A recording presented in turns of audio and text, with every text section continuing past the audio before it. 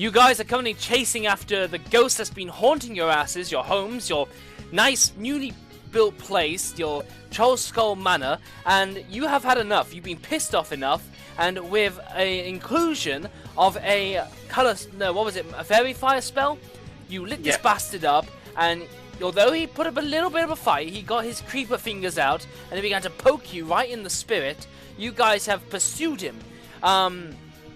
Who is it? Yes, Megara, you had the most luck as you ascended to the second floor, and through the open window you saw the ghost still on fire with magical multicolored lights blaring out, showing his presence.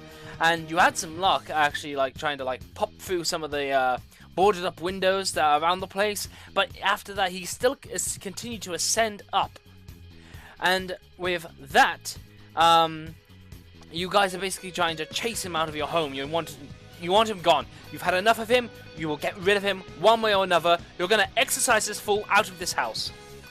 Now, following that, the White Dragonborn S has nothing really much to do than to just chase after you guys and hope to eventually be included. With that, she comes outside and she dashes to just get her way around the house. And she just continues to be there ground floor as she sees that everybody's making their way to go up. Following that, Reserve. Reserve.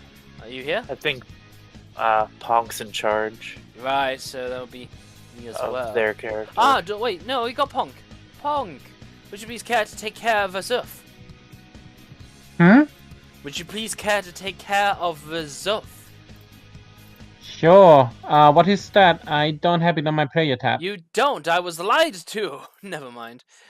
You now have control of Mr. Paladin, Dragonborn, Razuf.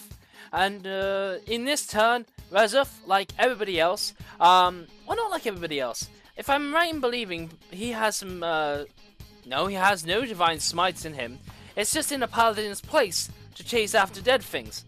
So, the Dragonborn, rightly so, will begin to chase his way over to here at 25 feet, and then with the remainder 35 feet, will shortly chase after Ponk, coming right beside you in the hallway, just right behind you, chasing after and following over your coattails.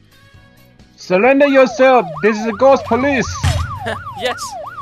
Nice, I like it. It's a ghost bust. It's not a Ghostbusters, it's a ghost bust. Anyway, it is now Adrian Fairbrand's turn. I too shall ascend stairs.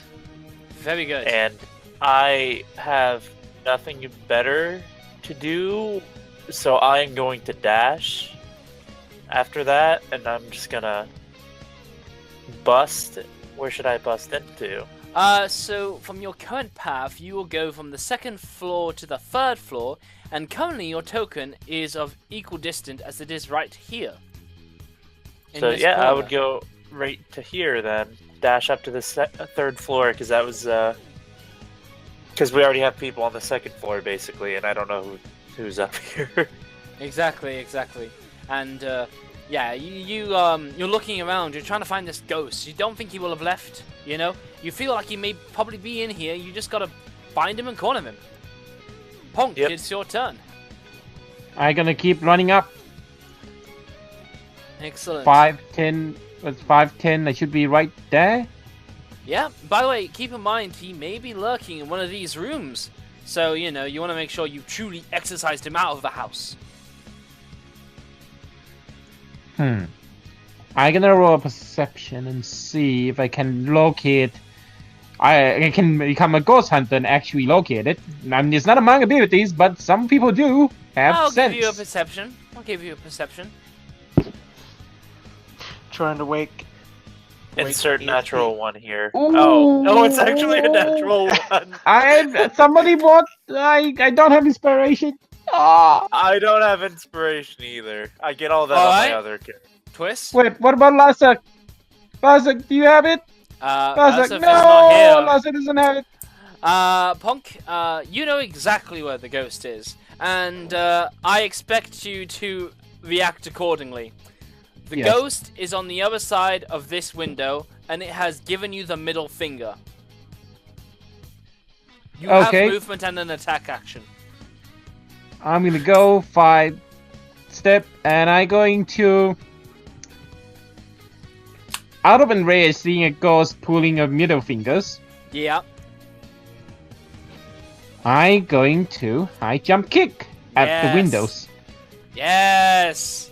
Excellent. Give me an attack roll, please. Okay.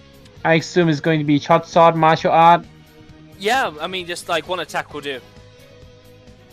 Probably offhand, because, yeah, that's all fine. Yeah, you bust through that window. It was just very thin window, old, needed to be replaced. It was fragile. You busted through. Roll me the damage for your short sword, please.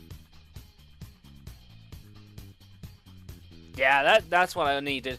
You bust through the cardboard, like not cardboard, the plank wood sort of sealant that was in front of the window, and you pop out the other side. Now, for acting in character, I reward you with an inspiration. But furthermore, you are going to fall about 15 feet to the ground. Do you have? You can see like and like oh snappy. Do you have a monk fall ability at the moment? Because I have get reduction. No, not yet. That would be next level, I think. Next level. Oh no! That's. Are you sure? You're very sure. I have a monk level 2. Let me check. Oh yes, you. Oh, well, that's unarmored movement. The slow fall is level 4. Ah, very well. I'm gonna use acrobatic to mitigate the damage, though. You will not. You are midway, mid-kick, and you're just, like, flapping out in the middle of the air. However, I will award you with the fact that you are a small creature, and I think you get more air resistance to mass. So, that will mitigate some of the damage. You take a measly 7 points of damage as you fall out of the building. Oh, actually, no you don't. Ha! Punk, you take no damage as you land on the balcony 1 floor below, merely falling a measly 5 feet. Now, even a monk not at 4th level can mitigate that, so you take no damage. Yes, but I'm going to like fall prone and start screaming as if I'm falling. Yes, totally. And then you just open your eyes and you're like, oh, wait a minute, I'm here, I'm safe. I'm alive. I'm still. Ah! Now that ghost bastard. Do I have anything that will help? Yeah. Now the problem is that these rooms have not been unlocked, and you're gonna need to find a way in. But we'll leave that for another round. Magura, you have the best chances of finding this ghost, given your vertical ascension. How do you proceed? Okay, so because she didn't see it in the master bedroom or in the private bath, or at least she's going to at least look in there. She's flying up along towards the library and study. I will allow an investigation, an arcana, or a perception check right now, if you would like to. Okay then. Okay. Well, my sheet is. Yep. Okay, I will go with. Oh god, I don't have proficiency in any of them. Well then, you may make. You can choose the worst of the evils. Yeah. Okay then, so perception, just because that's the most. Excellent. Most logical. Punk has inspiration. Punk does have inspiration. Would you want an inspiration? I've also got inspiration. Oh, why didn't you spend it for Punk earlier when he was not wanting the perception? Because that wanting on a skill isn't supposed to have a negative effect like that. Oh, very well. Somebody judged the wrong DM style. That's fine. Anyway, yeah. Do you want to take the 2 or the 20? I'll take the 20. Very good. Inspiration spent. You can see exactly where this guy is, and you're not at fault here. You just weren't looking that far high enough. But glittering multicolored lights will catch your eye from the from the highest peak of your turret to Troll Skull Manor.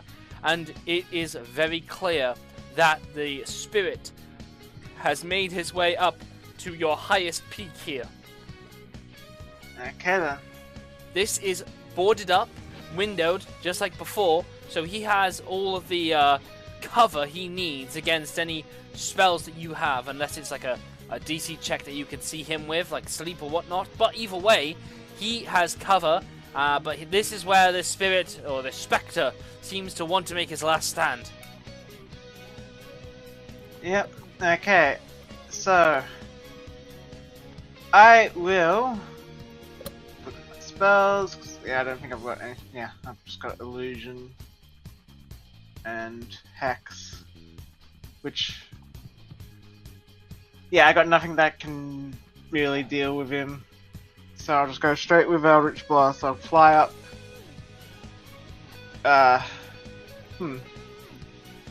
So how far would you say it would be for flying up vertically? Oh, 5 feet.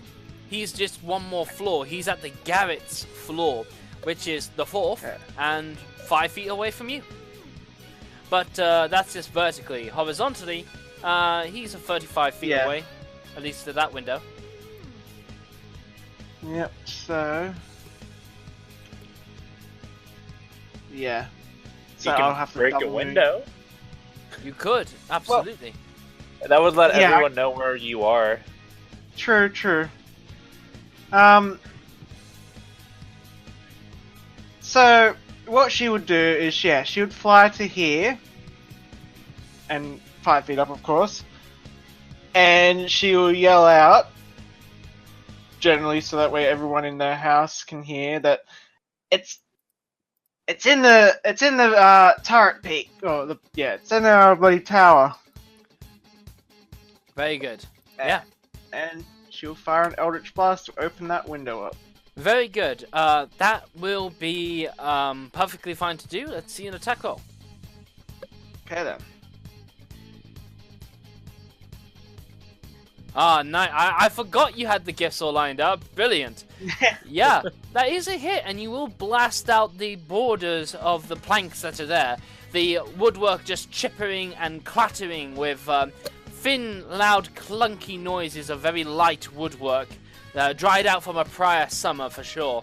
But the dust just explodes apart as that window away just kind of is bared. And from the corner, you can see the spectre, this male half-elf, kind of peering through and staring at you with hate. Its cold, dead, blue eyes looking at you with frustration and with bitterness. Anyway, now it's over to Remington, who I will remember is Thingy, and I will remember is the cleric, and I must remember his personal savvy of flair. And how would he go about? He will look to Adrian, as he will just basically go, and he will think and hear Magara from the side, and he will respond, "Ah, yes, you did a very good job over there, but leave this to the professionals. And my super holy water will be the key ingredient in disposing of this poor lost soul. Now, Adrian, my good friend, you, my employer, please follow beside me. And when we're done, we're going to have a little chat about the contract I signed up. There's a few expenses this did not cover, but we will cover that later on. And then we will cover that recovering of that contract. But just like, give me a moment here. We got pressing matters. And with that, he goes forward to this door. He goes to open it normally and majestically. And then he goes through this door. And above, this is where you can see that this is not quite so much... what you have here is a ladder that ascends to a trapdoor to the top of the garret. So right now, what he has is no line of sight on the Spectre, and he has to open a door to get to it. So he will naturally begin to ascend. He will open the garret door, and he shall essentially be right by the spirit. The Spectre will look at him, scream at him, and, well, it's now his turn. The Spectre sees the presumably holy man, and they are not happy. they will make their last stand here one way or another. The main thing that Remington has made available for you guys is opening the trap door. And it's not the kind that sits like awkwardly at right angles. It does flop all the way back to open up fully.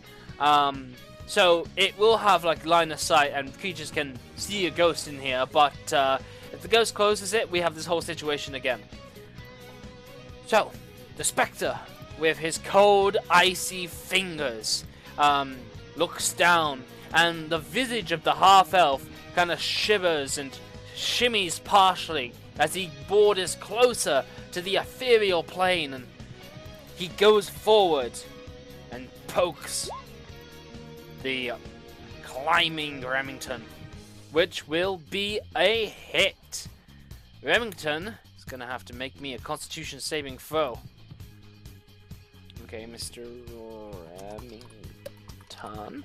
Shoopity-boppity-bop. I can't spell.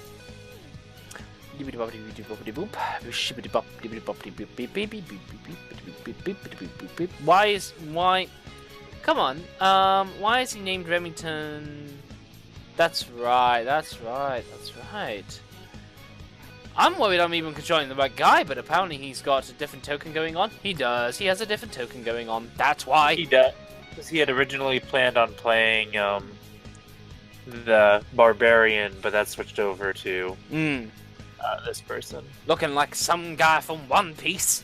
Anyway, Constitution saving throw. That is going to be a failure. With that in mind, he is going to take all 10 of those necrotic points of damage, and his hit point maximum is going to be reduced by that much. So, one way or another, he's actually on full health, if you believe it. That is a very good point. Yeah.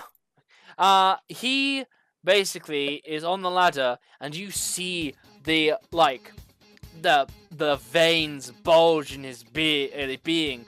But that's only because the rest of his mass has shrunk down to his fingers. His hair goes like a shock white, and he kind of holds his bit. He holds onto the ladder and he wheezes. He just goes, I need a sip of super holy water for this one. Oh, my heart! And he just basically is just like agonized there as this specter is just like tormenting his spirit. Though he just promised that I'll exercise you one way or another, bastard. Really out of character for him for a moment as he's so messed up. Common spends her action to hear this and laugh, and moves 30 feet, making sure to spend a proper full action to laugh at the suffering Remington. Razov's go. Razov hears the cry of a friend in need, and a friend in need is what a paladin is needed most for. He comes coming out of the common room. Or does he? Alright. No, he doesn't. He goes up the stairs. Because I'm an idiot. He comes where Adrian is, and then he goes, that was just 10, that's about 15, 20, and there's 25, well that's 30.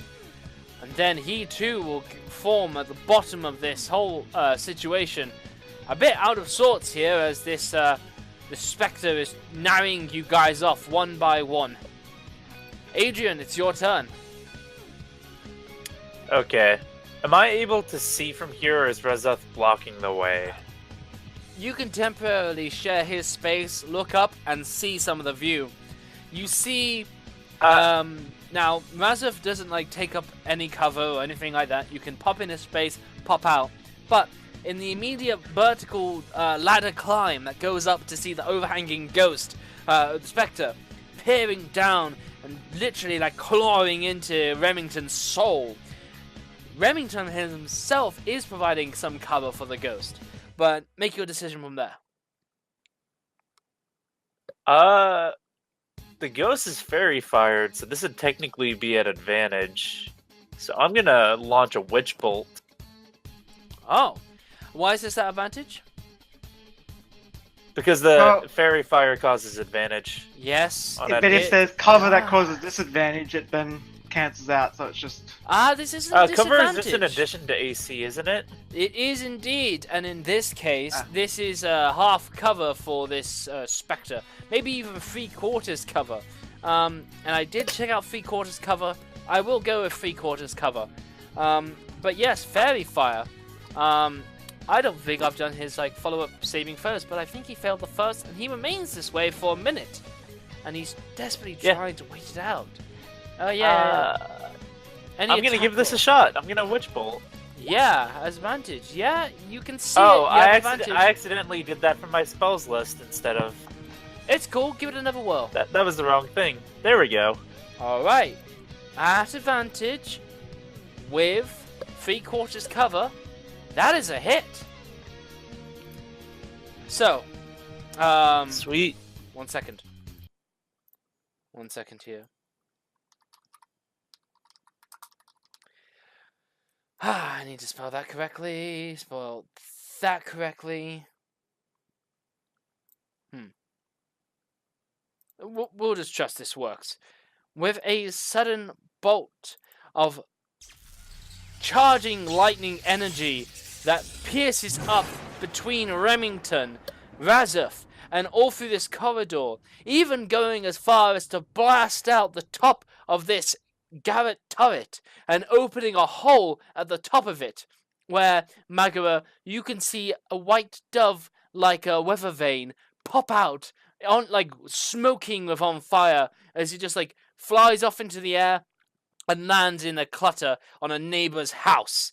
But you can definitely see this blast of magical light beam out and eviscerate this spectre. You completely charge it, zap it in electricity, and it disperses. The creature, the half-elf ghost, giving a cry of frustration and bitterness and sorrow before it is well and truly exorcised. Well done! You've beat it! You're alive! Damn it, Adrian. Adrian should have called out last call. Oh, no. Missed opportunities. I mean, you could say it now, Adrian. but you could take off the glasses in a really gruff tone and go, I guess it was your last call after our awful motherfucker. You could do some of that. No.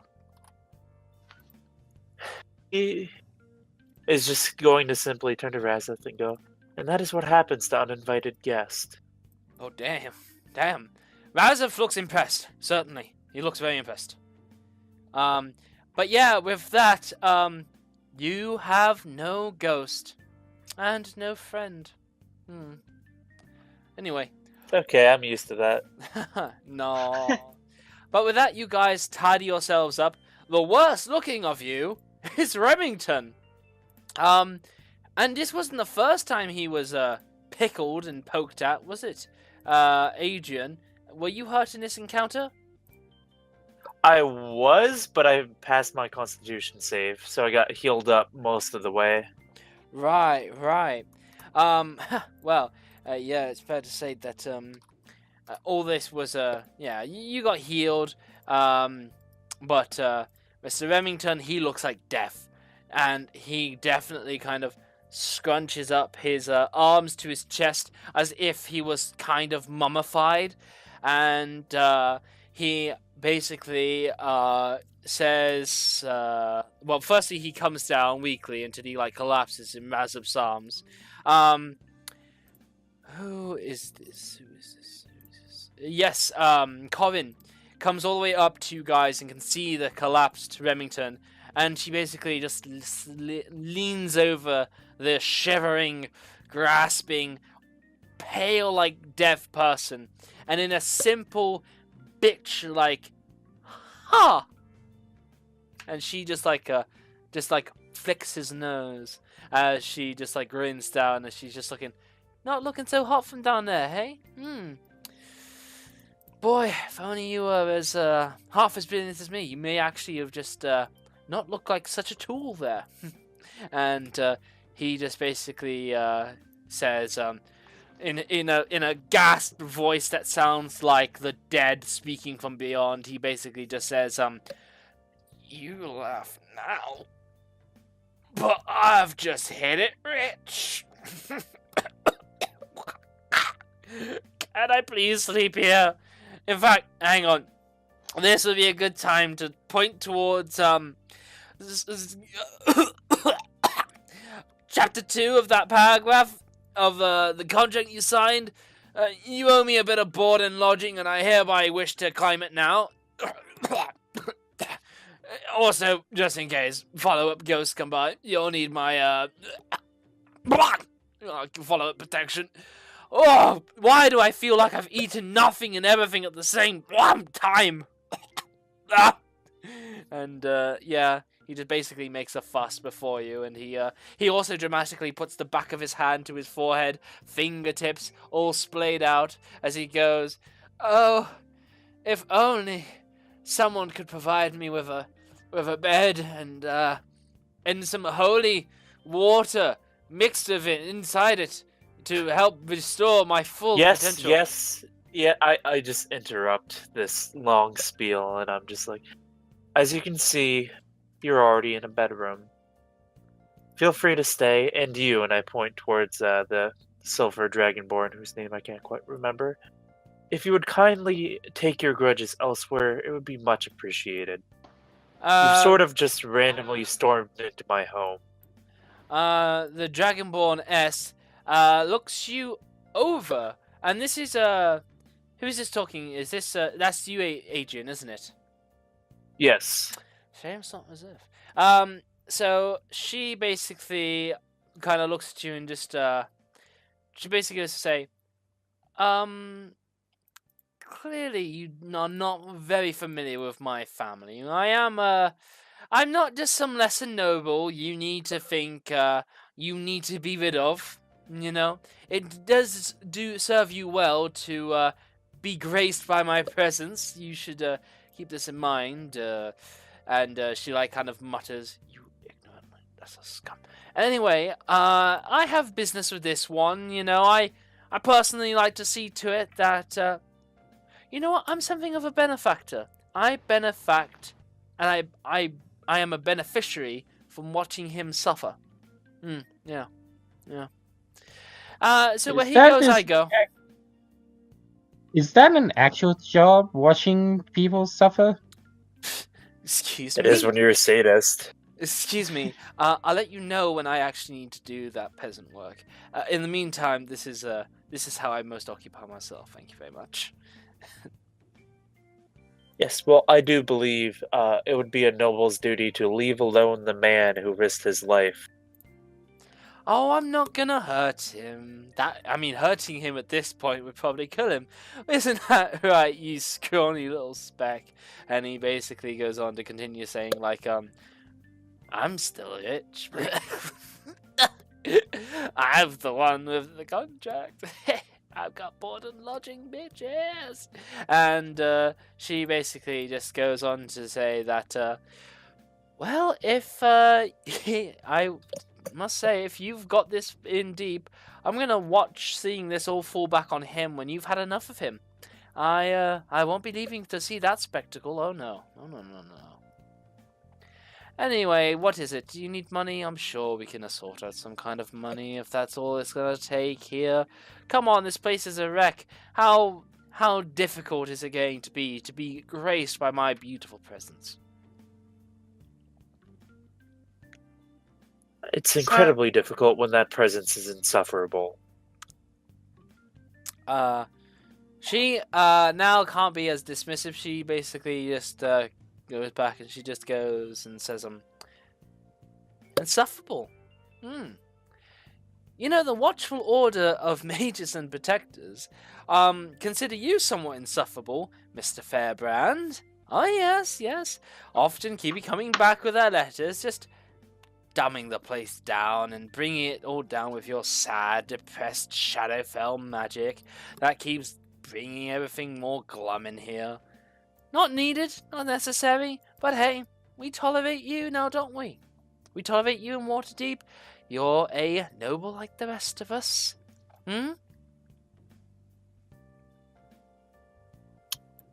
Yes, I'm tolerated. Boom. Hello? Can anyone open that door? Punk, here to bail me out of an awkward situation. So But I'm saying that in character, by the way. Yeah, Corin will basically go to the door, and she holds the handle, and she just says, "What do we say when we want to get in?" She says to Punk. Please with the cherry on top. Of course. See, I like this one. Probably because they're somewhere on the... They understand the natural order of things, you know. And she gently opens the door and welcomes you in, Ponk. And she gives you a pat on the head as she just basically says, is Ponk a lady kobold or a boy kobold? A boy kobold. She gives you a pat on the head and says, good boy. So... I need something. I need some way. I have glass. Oh, glass shot. Glass shot under my scale. Ow. Oh, and she basically just goes, ooh, that looks like it hurts. Ooh. Oh, sorry to see that. Hang on. I did see a handsome paladin earlier. Why doesn't he come by? And basically Razov comes by and, I believe he issues out... Okay, his class... I know he's a paladin. Why has he put his class resources 2 for 2? Ugh. He has 10 hit points of play on hands. And he basically just lines 1 point of healing between his fingertips as he pulls the glass out of you. Thank you. So, Megara lands with her, softly and just saunters on in. Yeah, you almost see like Corin trying to close the door on you, perhaps. But at the same time, it wasn't a serious effort. It was just something small and minor. So with that being said, you guys seem to have assembled into this den all together, and with Razov there, he kind of sits down in a pretty broad, probably the master's chair, while he kind of has Ponk on his lap because they're tiny and they pick out all the glass, while it seems like Corin has kind of leant against the wall as they're just kind of looking at their nails, kind of all casual-like. Remington has kind of collapsed on the rug as he is kind of still curled up there, basically going, oh, where's my super holy water? I need to distill it into super duper holy water. That will pick me right up. You, Megara, can find that you have a little room to spread your wings out here, and your tail can flip about here. Yeah. And that's a kind of nice comfort, and there's plenty of dusty rug for you as well. And Adrian, you find that there's a little side-away little desk that's against one of the neighbouring walls that has a single solitary little chair, but it's kind of laid out for a nice little place that's separate from the main attention that one might read a book, perhaps, and other good stuff like that. And in your own way, you will find a natural place to feel comfy in this room, feeling for the first time that this place is finally and truly all yours. And with that, you get back to matters at hand, which includes a meeting with Mert at the opera. Now, Mert is not an unknown character to any noble of Waterdeep. He is right alongside Durnan, the innkeeper of the Yawning Portal, in notable prestige.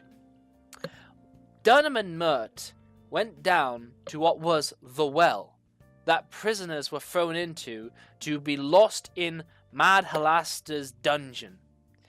But Mert and Durnan went both in willingly to come back out with serious amounts of riches, and that set them up with the Yawning Portal, and Mert became an exceptional moneylender while still continuing on in his adventurous ways.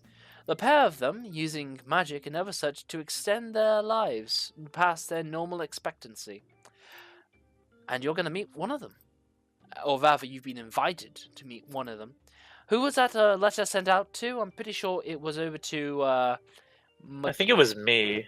Yeah, may well have been you. May well have been you, I think. I know it was. It just bonked on the. Actually, it bonked on the window, and I think Magara opened it. I think it was just addressed to the house. Oh, that was addressed to Magara then. No, that was specifically addressed to Magara. Okay. Weird as that may be. Okay then. So yeah, like that is fairly weird since Megara didn't really think anyone even knew about her, especially in this town. Indeed. Well, to be fair, even in Waterdeep, a tiefling with your level of freeness, stands out. And you'll have magical capabilities, so perhaps one knows of another. Or maybe it ended up with the house. When it must be said that on the paper bird that flew in, it never really did have a name on it. You were just seemingly the target it was aiming towards, for magical reasons unknown, since the bird extinguished itself. But, you do have still seat tickets, well, in a box rather, offered into the Lightsinger Opera, and you had all fetched some form of formal attire for it, to which you can get ready and go and get ready to see. Good news, Frederick, you're almost dead. Yay. Yes, but at the same time, he's at full health. True. Let me guess, I lost like most of my health from these. Yeah. You got poked. I saved your life, though, with the power of Witch Bolt. It was majestic and beautiful. Indeed. But yeah, you guys can't delay anymore. With the ghost having set up and you guys a little bit worked up from all of the from the frantic antics, you must get ready to go to the opera. Well, Remington wasn't there for the original invitation. Does he have fancy clothes? I am fancy clothes. My priest attires are the finest of all. There you noble go. Outfit. And it's Frederick Remington was my backup. Yeah, definitely. I can't remember your priest's name. It's Falson. Falson, okay. Yeah, the Falson icon has still fancy clothes. set as Frederick for some reason, but whatever. Yeah, that explains the also the issue with different tokens. Yep. Yeah. Let's just delete you out and see what kind of token we get when I pull you back in. Same thing. Same thing? Yeah, that's what I got when I tried. That would be because that's what your token is set to, and it's not set to anything else at the moment, because that is what your token is. Right, so, anyway, moving on. We continue on, and you guys have, you basically have an opera to attend. We do indeed. Yeah. I say we set out for it. So, Adrian, especially Corin, but even though it is getting very late, you know that there is a temple to Selûne, or Sune. I'm gonna go with Selûne, a moon goddess. I'm gonna go with Sune. Oh, it's one or the other. But essentially, it is a public bathhouse that is completely free. It is very custom that anybody that is getting ready for a fancy do might go there to prim and trim yourself up, and it makes perfect sense for you guys to do that, given that you don't have any plumbing in this dusty place. And again, it is completely free of charge, and the Lightsinger Opera kind of is in the vicinity that you guys could make a trip there, make it back, and probably be there on time. Well, being as I know that, I would make that recommendation, especially seeing as one of our people likes to dwell in vinegar-covered basements. Yes, Ponk definitely smells. Yes, definitely. Yes. Oh, what's my max? Also, remind Pong to go to to go to his guild and bring out all the equipment to put down in the ale and the wine cellar. But for now, I need a shower. Yes, definitely. There needs to be washing of some kind, and you may find this as part of the amenities that can be found in Waterdeep, certainly. And I think it's right to say that you will find this at the Sea Ward. Now, it is no laughing matter, the Sea Ward. The Sea Ward is not the highest politically governed part, it is the richest part. It's the part of Waterdeep where some of the first founders really made their home, and you can see remnants of the old castles and like mansions made of thick mortar and Brock? Why is that Pokemon Gym Leader here? Either way, though, you can definitely see a variety of the stones rising out from some of the sandy beaches that soon move towards firm tiled stonework with cobblestone walkways and so on. And the place is littered with royal blues and shimmering gold trims that truly befits a rich naval-looking place. And truly, blue, pale whites and golds line every part of this section of the of Waterdeep, and the place, even at this stage of the night, is adorned with some very beautiful spectacles.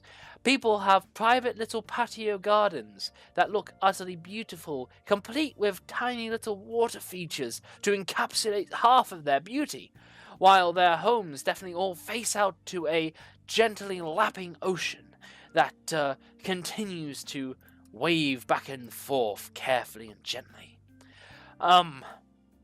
And you guys can definitely see that there are sigils of sea lions posted about between a few of the houses here and there.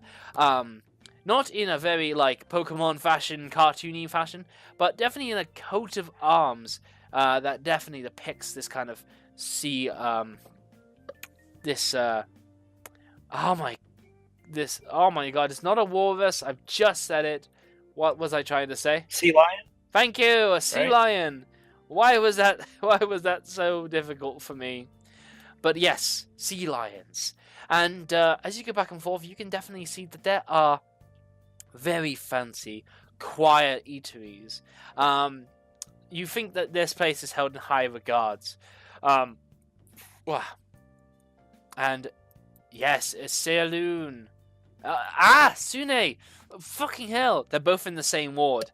On your trip through the Sea Ward, you can see a 75-foot tower temple to Saloon, goddess of the moon, her radiance shining just on the edges of the oncoming of nightfall that is creeping into your autumn eve, and you can see the moon's radiance certainly easily coming into the highest peak of that high tower. That certainly is one of the highest temple reaching buildings for most of Waterdeep. But you continue on to Sune, the Temple of Beauty, and here is where everything starts smelling of lavender, of mint, of foreign and native herbs that have been brushed together and distilled into pastes, refreshing cold waters, with a variety of fruit and vegetables that are chopped up and mixed in with half of these waters in a vegetable salad-like fixture to kind of seep into the walls of this astounding palace. It's surprising to all of you that this place is open to the public, free of charge all the time, and is attended to. The people here who worship Sune worship how beauty is a gift that can be passed on to others. They worship and adore the fact that they can provide that gift for others, and it is in Sune's worship and blessing they pass it on to all weary souls that come this way. There are many people who don't need the assistance, but certainly want to look more than radiant on certain occasions, and there are those that definitely are trying to make an evening special for a loved one, and to all these there are clerics to Sune that through compassion guide these people in how they actually can look better. And these sort of magical fashionistas and delicate attendants are certainly here to attend to you all. They welcome all of you warmly, softly, and soothingly as you enter through their doors. And they don't judge. They don't judge anything of how you look. But they do... Adrian, you know that it's free of charge, but it is heavily encouraged that you do tip these guys, because, they are going to put their efforts forth into looking after you guys. How much would you care to tip them? As a group. Gold piece for each of us, I would say. So that'd be 6 total. I'll take that out of my funds, because I'm the one who suggested it. I shall personally tip 5 gold pieces for myself. Very good, very good, very good. So, Remington, you get the focus of one. Do you want to basically have a you moment? Do you want the public wash and send back out service? Or do you want to discuss how to deck yourself out today? Do you want how, a little haircut for the evening? Do you want to, be, a new man for the evening, is what I'm asking, What I would like is somebody to tend to my clothing, which is covered in soot, as well as trim my beard and my hair to look especially ravishing for this event, so that I may better collect donations for the young and hopeless. So, basically, they hear that. You have an attendant, you have a male. You have a male attendant who is a elf, full wood elf, with long flowing hair that is braided and then put back up into a bun to tightly angulate his kind of face, though that face is seemingly astounding, beautiful, and seamless with any blemishes at all. And he hears this as he just basically nods and he goes, a hard-working businessman, a father figure, some might say. And with that, you need a father-like appearance. You need a man of productivity. Yes, I have a look for you if you're willing for me to go with it.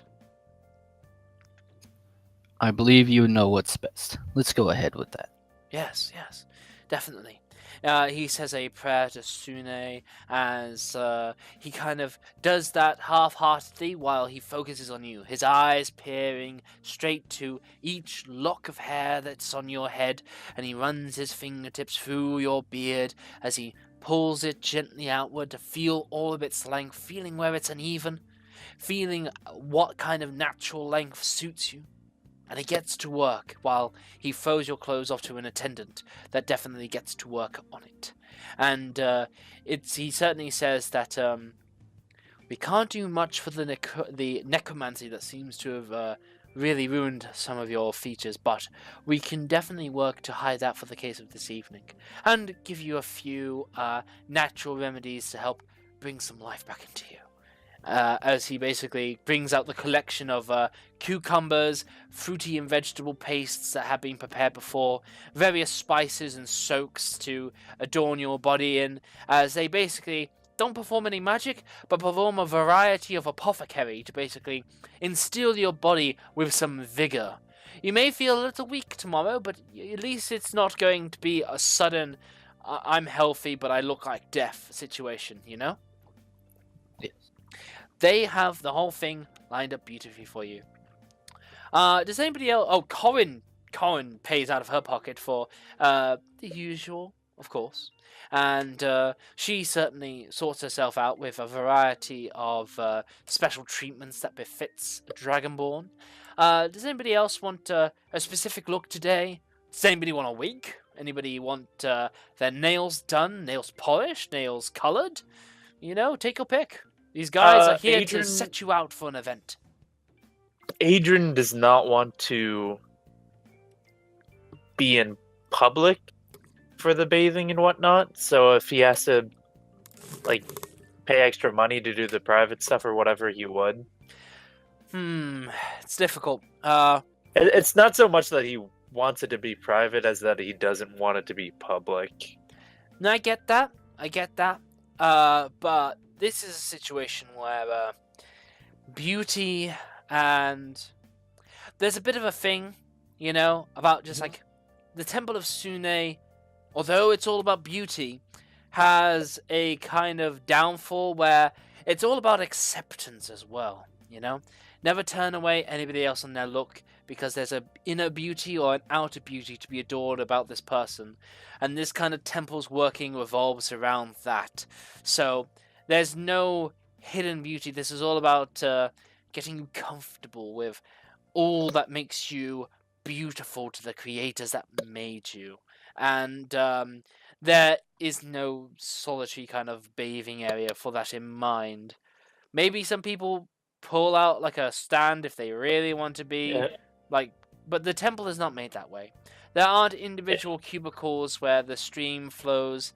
There are little offsets that do go around this place, and you could find yourself in what is essentially an empty shower room. This place is not at the peak of its activity, but it doesn't host to very private affairs. It's all about being comfortable in a communal area since it deals with the citizens of Waterdeep. In that case, when I undress, I just after taking my gloves off, I very deliberately place one arm over the other and cross my arms. It's the female attendant that is there basically understands the nervousness, and she tries to ease it for you as she basically says, so you're a half-elf, and she herself is going to be full human, and this is actually an elderly-ish lady. She's very lovely, she has a very warm smile, she does not have the appearance of an age that befits the kind of voice that she has, but she basically gently, softly says that, it's okay, dear. We understand that it's natural to feel like you have to hide yourself from others. But the sun doesn't hide from the world. It's covered by clouds that come when the fields need it. You needn't cover your beauty. Relax. You're amongst friends. You needn't feel perturbed by us.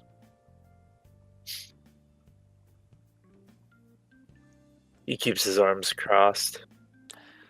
She reluctantly relents, but she gives a warm smile still, understanding and respectful. And everybody gets to work. They get to work on fashioning you guys up, cleaning off your clothes. You brought your formal attire, of course, so you can move right into. And you guys clean yourselves up, and you are ready for the Lightsinger Opera. You come out feeling like new Dragonborns, new Kobolds, new Tieflings, new Half-Elves, and semi-new Clerics, you know? Mr. Remington, you certainly come away with what could only be described as a second wind of health, but certainly still sort of messed up. Oh! As you come out, you feel the effects of the narcotic energy that had siphoned away your life having disappeared. This was the perfect retreat that you needed in order to restore your essence. This was exactly what you needed, and your maximum hit points go back to full. I don't remember what they were or how far they went down. They went down all the way to 1, as will be seen in your character sheet when you open up your character sheet. So he was 1 hit point off just being one shot. Correct. Dang, that's lucky. Okay, so did that count as a long rest? No, it did not. No. Okay. It has just seemingly just like it counted as a short rest for those that care about it or need it, but it was definitely just a short rest just to tidy you guys up, and with that, you make your way over to the Lightsinger Upper. You make your way over towards another section of the Sea Ward, somewhere down further south, bordering upon the sort of castle ward, if you like, somewhere between the two, where some of the major areas can be found, until you find your way to the Lightsinger Opera. And let's see if I can get this working. Oh yes. Hey, quick question: does the monk key get regain on the short list? No, long rest. You can find that in your class details. Now, when you come outside the Light Singer Opera, you can definitely see that there is light coming on the form of continual flame spells just outside of the area, but getting closer to the area, you can find that there are a variety of drift globes that gently hang and provide very pale, soft lighting that lead you towards this serene sounding or like opera. You guys are running a little late. But you come over to the front of the opera, and before you can see standing outside in smart, tidy, suit-like attire, a half-orc and a halfling that stand side by side, arms crossed, as they wait there quietly. And they basically stand on what essentially is the red carpet that leads to the front of this opera. And you guys go over to deal with them.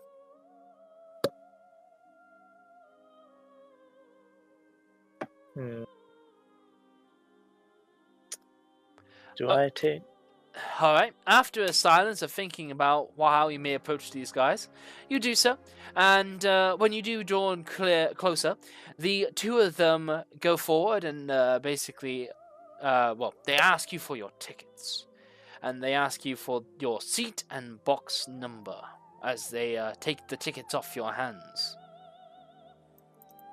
Do you be providing what's it called in the opera house? They have this like spyglass for the one that was like far away in the terrace. I think they're literally just called opera glasses. Yeah. Yeah. Do you provide the opera glasses to every guest? At least the one on the second floor? The little halfling snickers and says, "Not to ones that are late." Ah, okay. But the half-orc looks over the tickets that you guys have and basically grunts and goes, "Yep, we've been waiting them in." And the halfling just basically goes, all right, hurry in. You've already missed some of the beginning. Don't get too late before intermission happens." Do I have a ticket, being that I wasn't with them when they received them? Yes, it essentially is a ticket that has been paid off by a mysterious buyer. You think it's Renier, and it's essentially a private box. So all of that box has been rented out for your enjoyment. Alright. Alrighty. So, you enter forth into this luxurious red velvet, gold-leaf lined building. Some of which includes the more historic events of times gone by, including the time of troubles, the spell plague, the sundering, all of which are depicted in long weaving like tapestries, but mostly in ornate canvases that are lined with this gold leaf, and the pillars are lined with gold leaf. But all of it lined between with walkways that lead between these powerful pieces of marble architecture that lead you down towards your private booth. And when you get there, you can see the stage and all of the members of Waterdeep Society quietly standing there. You can see a variety of adventurers. Though, I mean, firstly, do any of you speak Giant? Nope. I do not think so. Let me check. No. Nope. No, I'm only speak Common, Draconic, and Undercommon. That's fine. That's totally fine. When you get into this theater, you are entranced yet bewildered as to what the female singer is saying. She speaks in Giant, as you vaguely remember that being part of the description, but you can see the visages of dragons. You see a scene that depicts a small little town that was overrun by a swarm of dark-robed, like star-faced humanoids, followed by kobolds and guard drakes, all draconic kin of various kinds, that all came sweeping down the land side. Then it came down to a group of individuals whose names, lost again to the giant speak, who traced it down and even found a floating cloud giant's castle, where up above they met yet another harbored white dragon, who they did fight and who they did protect. And in all their actions, they seemingly managed to overturn the events of the rise of Tiamat. In front of the stage, though, is a peculiar scene. And I say this because it's outside of the stage. The front row literally have next to their legs tucked in, as the front of the stage has a rocky scenery that looks completely out of place.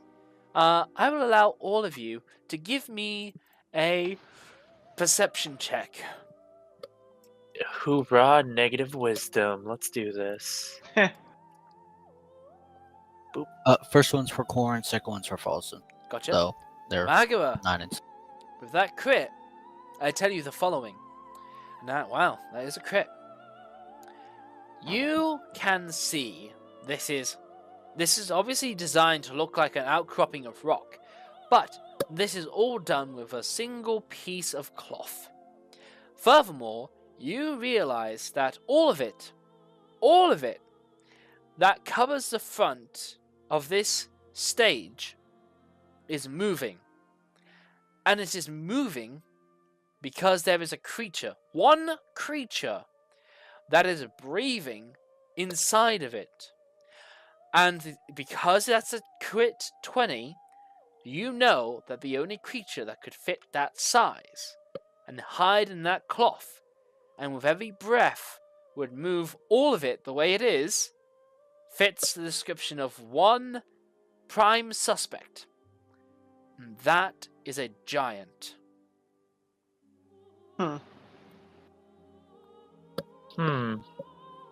So, Megara sort of takes note of this, and it's to her at least, it's obvious that this is going to be part of the show. So she gets a little bit excited to see how this is going to come into play.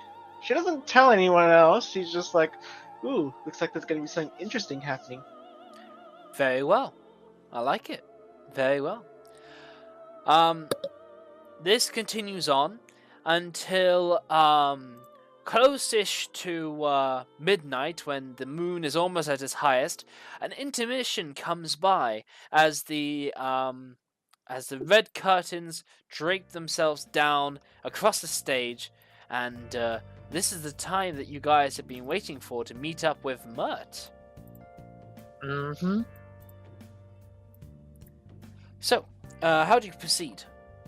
Where were we supposed to meet up with him at? Well, what you were told was to meet up with him at intermission. You had said he was well known to the nobles of the city, so would I know what he looks like? You would, and I'm glad you asked, because I'm going to give you a handout for him right now. In your handout, you should see one that says Mert. And there before you, you can see this very wide, but wonderfully wonderfully glamorous looking veteran of an adventuring lifestyle. This is definitely a man from another age of adventuring. And absolute unit. Yes, if he was the kind, if he could find one, he'd maybe invent the blunderbuss. He is such a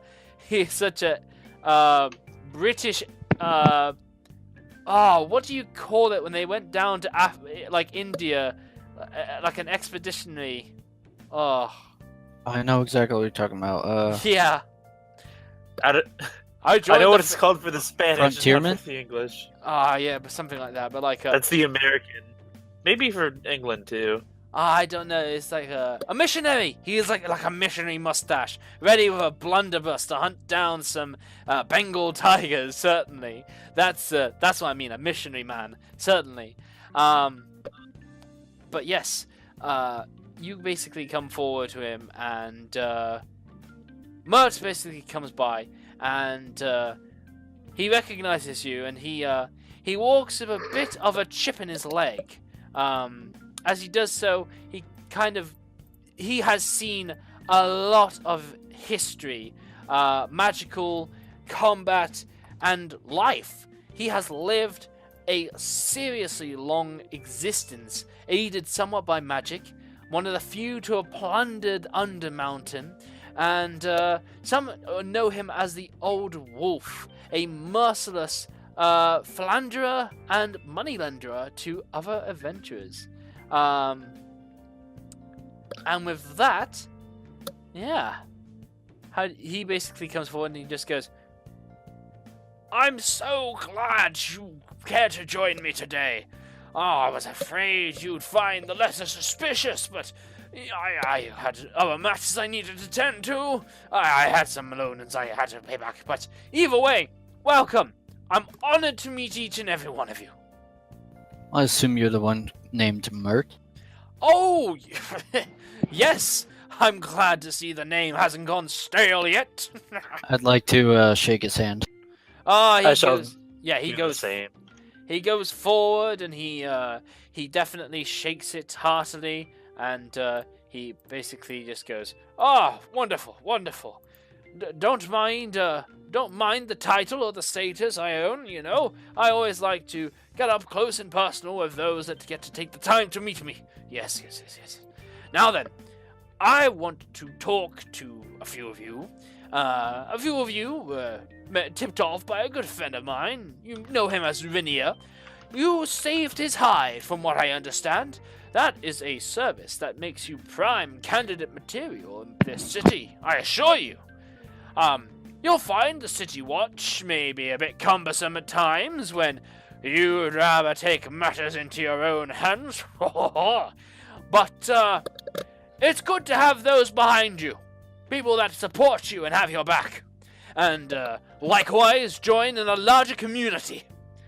With that in mind, I would like to extend a hand of friendship from the Harpers. We had one of you in mind, but if any of you have a particular penchant for a bit of witty banter involved in some of your repartee, then you'll make an ideal candidate. Essentially, we do have a little bit of information gathering as our forte, but between you, there's a lot of individuals that favor magic, and that suits us rather nicely as well, yes.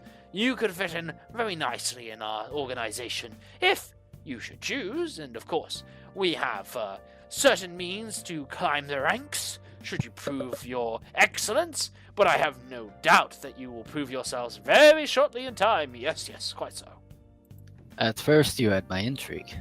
Now you have my attention. Oh my fucking god. Nice. So, We're basically... going with the Django quotes here. What's that? I said we're going with the Django quotes here. Nice. Man, I don't know that movie back to front. I found it weird and kind of trippy, but hey, whatever floats your boat. It's the only quote from that movie I remember. Excellent. So, basically, he kind of like asks you guys forward, and he basically says that now, who shall I entrust with a certain assignment to prove that you're ready to be a part of our organization? I know this may be sudden, but that's what adventurers are for. A sudden call for sudden action. Who feels up to the task? I've never been one to jump in without any more information. Could you describe this test? Well, I'm about to, but I want to know I'm giving it to trustful ears. I believe the information we may gain from your organization may be very beneficial. I'll be willing to perform the test. Very well. Come forward, young man, come forward. And he basically just puts an arm around you, and he walks and talks very comfortably, within your own personal space and whatnot. He basically just goes forward and says, one of the drays working in the city pulled by a talking mare named Maxine. Please locate her, find out if she's learned the identity of any Zent operatives, and if so, determine their whereabouts. What with the gang wars that are escalating between the Xanathar and the Zentium, we need all the information we can get between these two factions. And, needless to say, we are neither representational of either one. If you could find this talking mare, that would be of great help. They may or may not know something, so this is a very low-key mission. You think you're up for it? At the talk like of escalating gang wars, Adrian just turns a little pale. Basically, he just goes, No, my boy, no, hold your nerve. This is quite alright. I mean, while this is what is going on in the background, all you need do is to talk to a horse. But if the involvement does upset you and make you somewhat uneasy, then it would be a terrible shame to not have you involved. But this is what separates those that are interested from the men. No, it's quite alright. It's simply that some of this may or may not be my fault. Oh, nonsense! You went in to look after one of our own, Rainier. You didn't know him then, and you stood behind him. And he stamps his foot on the ground as he does so, and he kind of goes a bit cherry red with pride and righteous spirit as he basically just goes on and says, none of this was your fault. Those Zents are always power hungry, and the Xanathar are just victim to that god-stupid beholder. If I had a chance to put my rapier through all 8 of that creature's eye stalks, I'd leave the last one to make a soup out of it. Needless to say, with your involvement, we can de-escalate this before it gets too far out of hand. That's what the Harpers are all about. The use of espionage to de-escalate matters before they turn to bloodshed. Ah. I never thought that there would be a chance in my lifetime to literally get something straight from the horse's mouth. I've been told that I have qualities of a horse myself. Wow. Excellent. He takes all of these puns and he laughs heartily.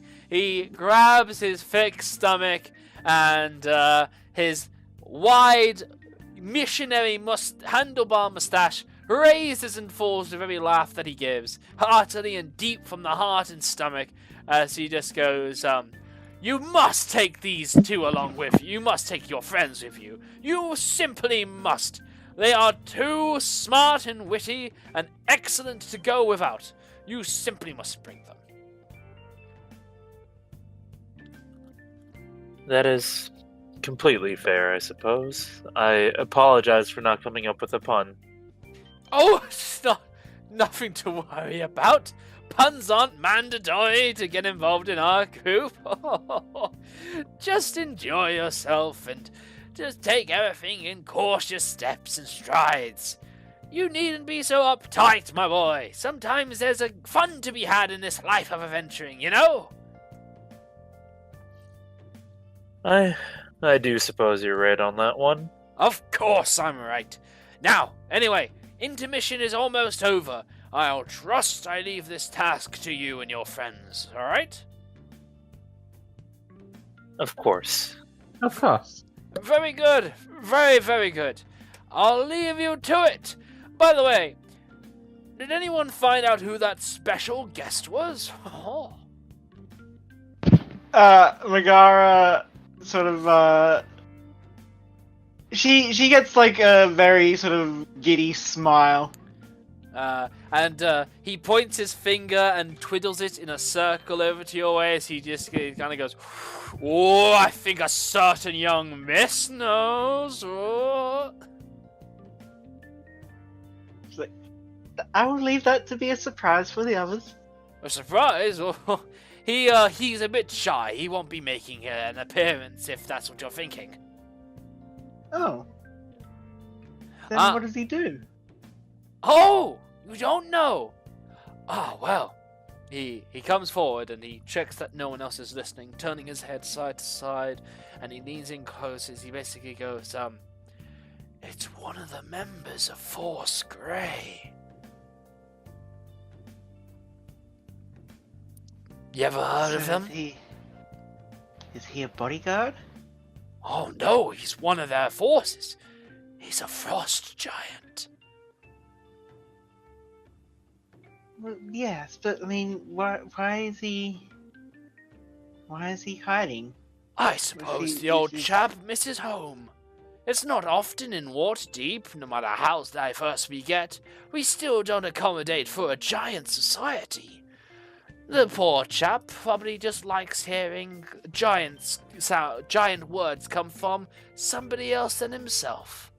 Gives him a bit of a nostalgia trip, I imagine.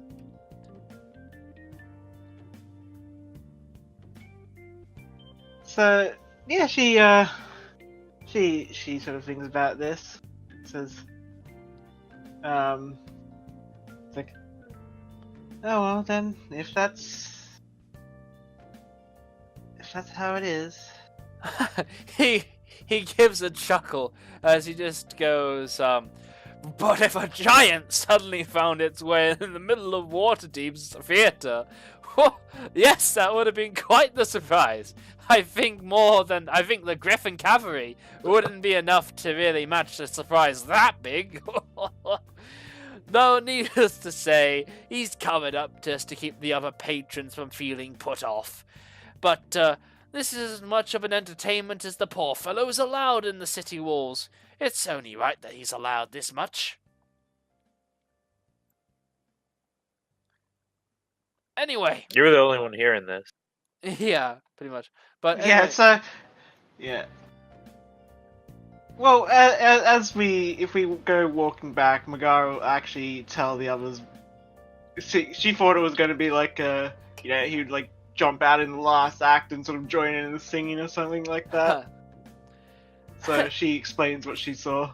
Mert laughs and he goes, well, you never know. Perhaps you could give him some alcohol or some ale right before. Get a few ales in and some barrels in. See what the old chap won't do and lighten up a bit. Though he may shake me out of my seat.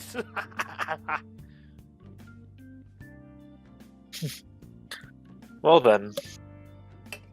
Can't say I've ever seen a giant before. Well, he's very shy. So don't expect it to be today. But in your lifetime, perhaps you will get to meet him. One day. But for now, I can hear the intermission almost being finished. I am being called back to my private booth. I trust you with your important mission, Adrian Fairbrand. I bid you adieu. And he goes back to his private booth full of swagger and prestige to him. What a great man. Very dapper. Very dapper. Much nobleness. Much lively adventurousness. I could almost imagine him being played by Billy Connolly. Yeah, of course. Oh man, of course. Of course. Born is gonna pinch her eyebrows and say he was insufferable. Who's that? Sorry? Corin. Oh man. Well, that's fair. Well then, Corin, you do have something in common. Wow, very well then. And with that, you guys make your way over to your private booth and talk and listen to the opera, by all means. Aiden. Hmm? I forgot to do this earlier, but I feel like I'd forget if I didn't do it any sooner. and I'll hand him my my invoice for the exorcism. Yes. Have you sent that in picture form to me, Fred? Fred? Yes, I have to your roll 20. Roll To 20. I mean, to my roll 20. to Discord. Right, for my Discord. Yeah. Now, what I need to do is to. Oh my lord. Haha. Oh, have you already put it up again? I don't I see. just Yeah, put it up. Don't get again. me wrong. I knew this was coming. to I should have uploaded it. If I open. Oh the wow, original, yeah. you went hard for this one. Oh yeah, he did. Yes. So here we can see. I think. Would you like to read it out, or would I? All right. This may be a bit hard to understand, but allow me to illustrate it for you. Certainly. This bill will be paid by you within a allotted time of 3 months, and we can do it in 3 separate payments if need be. But the bill is to show the work that has been provided. The awakening fee for awakening your kobold that has still yet to been paid. The Corin fee, and if you've met her, you obviously know how insufferable it is working near her. I've used 3 courses of super holy water, which are each of 15 gold pieces. I like the fact there is a trademark on it. Yep. The professional exorcism fee, don't worry, you already paid that. That's already taken out of the deductions. The multiple exorcisers fee, since we had multiple people attacking the specters, I have to help pay them. There is a ghost location isolation fee for finding the specter itself. The drawn rapier fee, since it was a more tough enemy, I'd have to draw my rapier, which causes undue damage that I do not wish to do. My dry cleaning, which has already been taken care of by the priests, but it does cost a good amount to have a good job done. But you did house me, so there is a 20% discount, as well as you all helping me dispatch the Spectre. I have taken off an extra 2 gold pieces and 50 silver. That comes to a grand total of 50 gold pieces and 24 silver pieces. Now, I do not take checks. I will take acts of service, but sparingly. Primarily, I would like to be paid dragons or silver. Also, if you have that Spectre come back, I shall do my premium services 20% off. Now that was pretty to the point, but you also, I think it's fair to say, had a near-death experience. You were almost outright killed. The Spectre came and gave you next to lethal soul harm. You were almost immediately de-exercised yourself. So I think it's fair to say that there were some addendums that come to the back that say in a near life and death situation upon my own soul, there may be a few extra ongoing payments required, given the time of recovery and so on. So you might think to add another fee to that as well, Mr. Falson? That shall come up at the end of the payments. Ah, very well. Very well.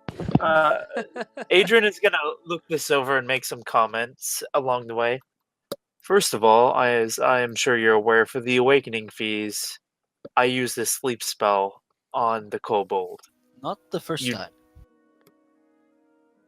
I'm just I gonna won't- sigh and move along the list. Secondly, I have nothing to do with Corin.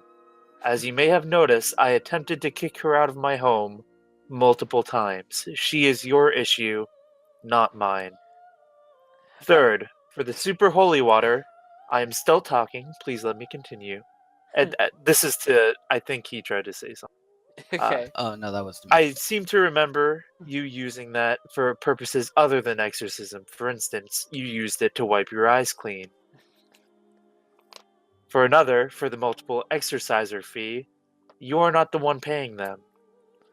Secondly, I am one of those people. Why should I pay you money for my own efforts? Oh, don't worry. That has been deducted in the assistant exorcism deduction. Actually, it hasn't, based on this invoice you sent me. As you have it listed as 5 GP, but you have the deduction as 2.5 GP. Shall I continue? Meanwhile, a few of the nearest boxes, both sides of you, have kind of like looked around, not chosen to say anything, but just like try to look at you more to like kind of get your attention, and like they just want their eyes to do the talking of how you're interrupting. Meanwhile, Corin is currently sitting there, just kind of looking at her fingers, just smiling all teeth, as she basically goes and quietly just mutters once. And now I wait for them to ask me to kill him.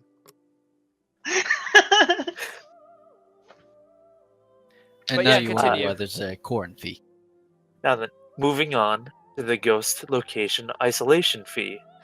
I seem to recall that it was not you that found the ghost. It was instead Corn, that insufferable dragonborn you've been speaking of. That But- casts fairy fire, which is in the end. that was. I did pull it out of the chimney. It was No, the you bright got your light of face hell. and body covered in soot. I assume Next. that after all this time, Pong is just gonna enjoy the show and like doesn't hear any of this. I mean, it's actually quite the it's quite when everybody else is being silent, no other voice is speaking, but this operatic giant singing performer. It's very difficult to ignore the people in your box that are continuously going on this list. You have half of this in one ear and half of their conversation in the other. But please go on. I'm really enjoying this. Next, for the drowned rapier fee. I seem to recall you literally did not use that rapier at all. You drew it and did nothing with it. Why But am I I did. being charged? Really? I don't seem to Yes. recall you hitting the specter. Moving on, the dry cleaning fee. You're charging me for a service that, by your own word, is completely free and taken care of. But it is a very big inconvenience. Yes, and you're being a very big inconvenience now. Shall you pay me for that? The opera singer this gets is louder. This is optional. My clothing has been damaged on your property. We had A an service you agreement. paid for. 5 GP, and I give you a room to stay in. The That 5 was the GP agreement. was an additional fee to any uses during the exorcism. This was not specified at the time. Now then, there are a few... I'm delving into my real-life job here, hold on. Yeah. The few things that are necessary... No, please. I love this. I love this more. Razov, For legally- meanwhile, is picking up Ponk, and they basically wrap Ponk around their head to try to be an ear muffler for you guys. For a contract to be legally binding, there has to be an agreement between the parties. Clearly, given that we're not seeing eye to eye on this, and our opinions are completely different, there has not been an established agreement between the parties. Would you say this is true? I believe so. Therefore, the contract is null and void. And I just shred it. Oh, damn. I mean, yeah, okay. How do you, what method do you choose to shred the paperwork? You have Oh, some I just- fire on hand, if I may remind you. I just tear it into pieces. I'm in an opera. I'm not burning this in an opera. That's impolite. But I am. Yeah, totally. I'm tearing it as quietly to pieces as I can. No, definitely. And then, because it doesn't make smoke, alright. I am gonna acid splash it so it just disintegrates. Nah, you've said tear it, and I like tear, but also this skill never has a real good opportunity. You know, sometimes people are like, I pickpocket and that's it, because you're trying to hide something you're doing with your hands. I'm gonna ask for a sleight of hand tearing this piece of paper. Alrighty. Let's see. Hang on. I'm doing this openly though. I'm just trying to rip it so it's not super loud because I don't want to disturb the opera more than I already have. Of course. You start and the opera just does that.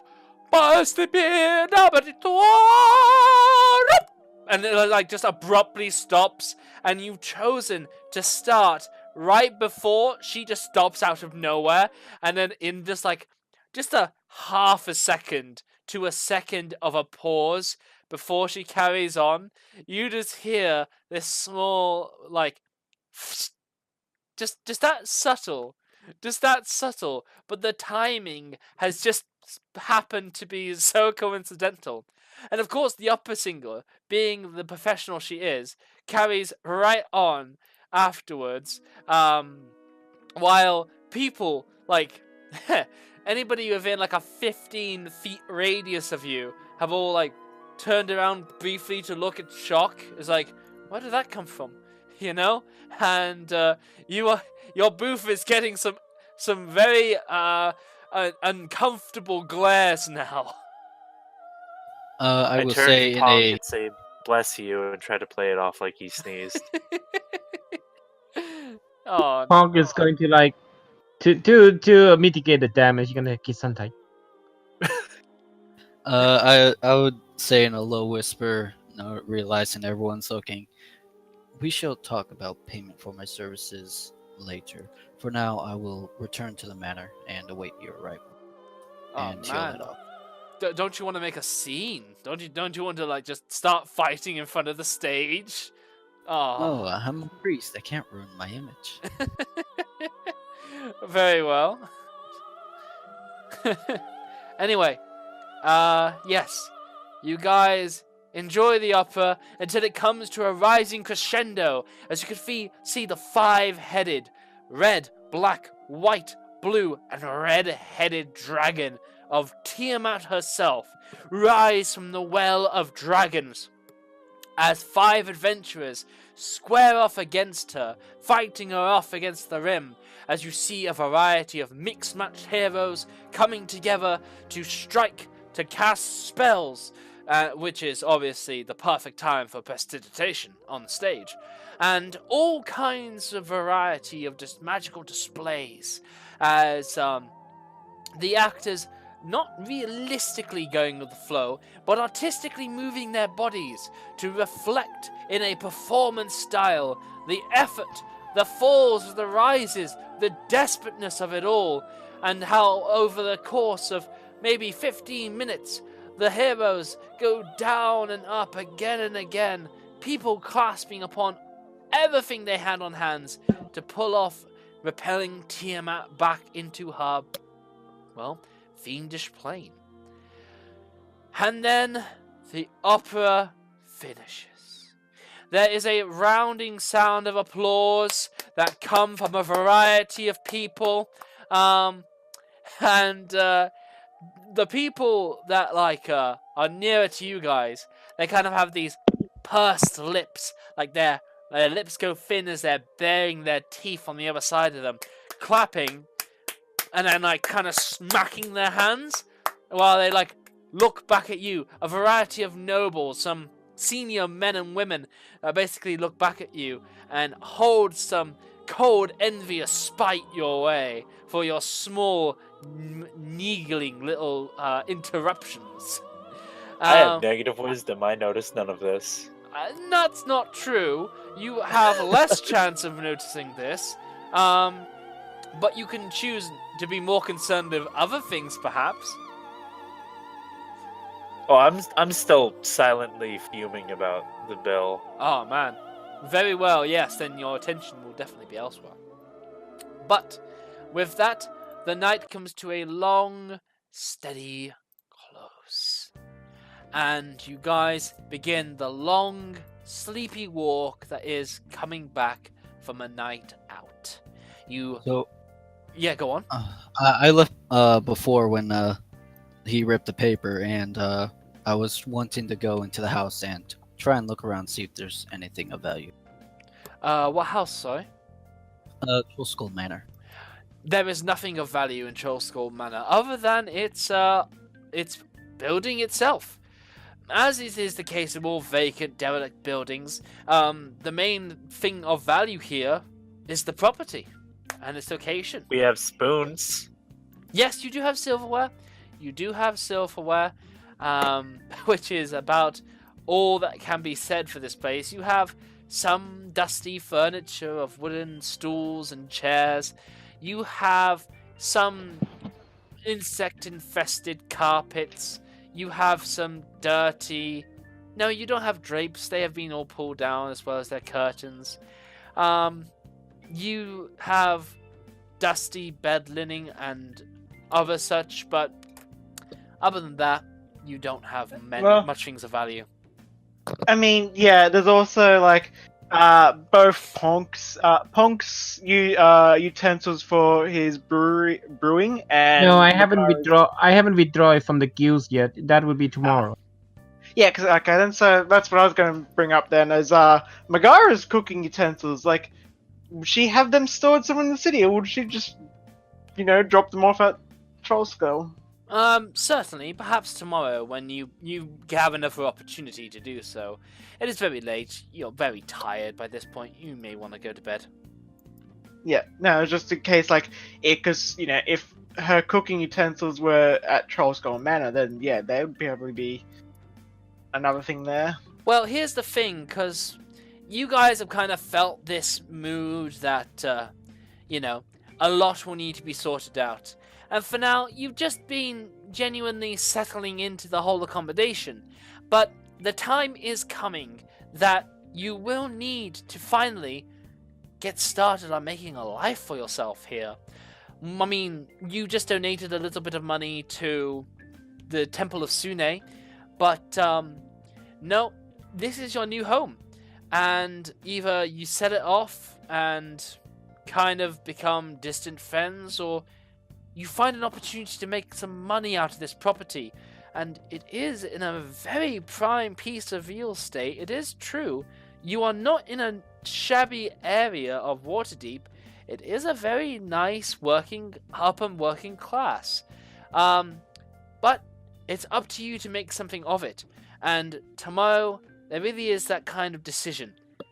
Do we start planning out what we want out of this? Do we actually realize that dream? Do we go and get connections sorted with the notable guilds we need to get this place in order? Or do we wash our hands of it all and just, do our own thing? If you want to use this place as nothing more than a dusty, warehouse-esque kind of den to just sort of use as like a safe house, that's fine. But Waterdeep is a very flashy, fancy place. You could choose to go hungry, go back to your noble families where they are in the city, or you can seek your own independence and make a name for yourselves. It's up to you. So this is the next morning, right? This is the very late at night. This is very early morning. Yeah. It's still dark. The morning sun is not yet gonna come because of the onslaught of autumn coming, and the night air is very crisp. It's very gently warm. There's a great energy to it. It's a great evening for a midnight stroll with friends to figure out one's place in the world and so on. So, when we wake up, I would like to have a discussion with Pong about what to do with the manor, as he is the other owner of it. Wake up, so very well. You sleep, and you wake back up at home. And today is a fresh new start. Today is a new start for what to do with your new home. And it is time to get a plan in order. So, let's have you guys discuss it. So, now that we got our own place, what do you have in mind? I, for one, would like to withdraw some of my guild materials to go down and starting a small brewery here. Honestly, I'm fine with just about whatever. I'm not much of a craftsman of any sort, but I can certainly handle the administrative matters. I do have a bit of a head for numbers. Oh.